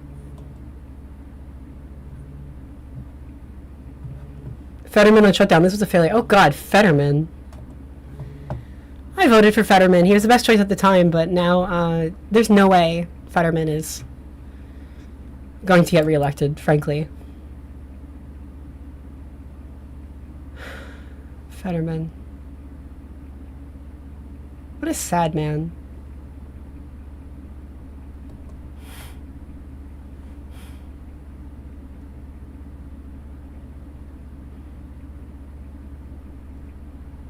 Weird. The Epstein vote is going to happen.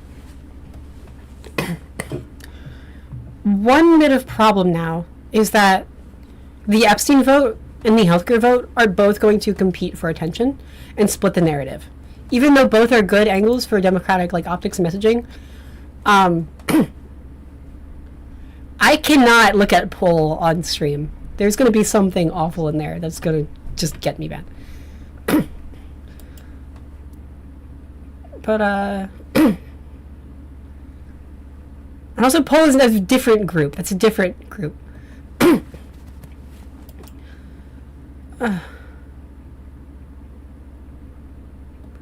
Republicans are liking Fetterman more. I think he's just going to run as Republican next time, and he might win.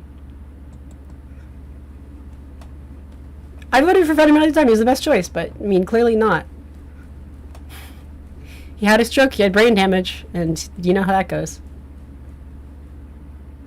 I'm still waiting for the left to get their DNC/Soros/MSM marching orders and start collectively telling us, jeez, these people are so, like, propaganda bought in.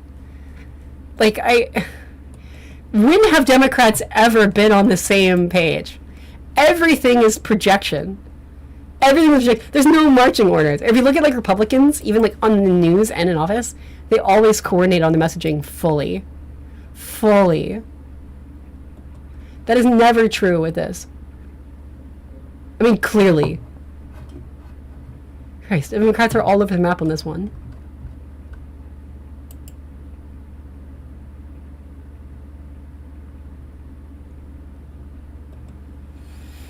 Then that goes to House. Weird boomer Facebook memes about Veterans Day.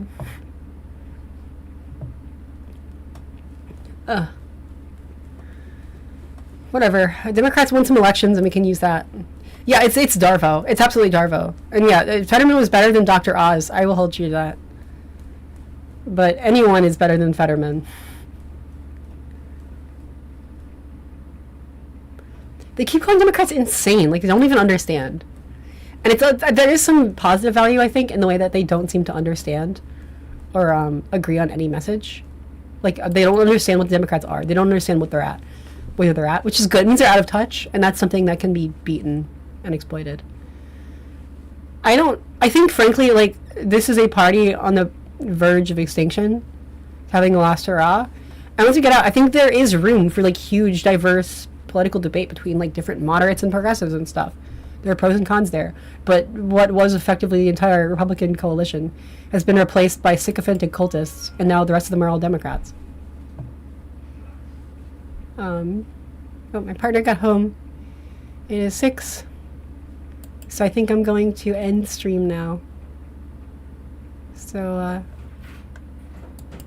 thanks for hanging out with me. Not a lot of news today, but it's good to see, like, kind of how the shutdown is unfolding and stuff. So, thanks. Have a good night, everybody.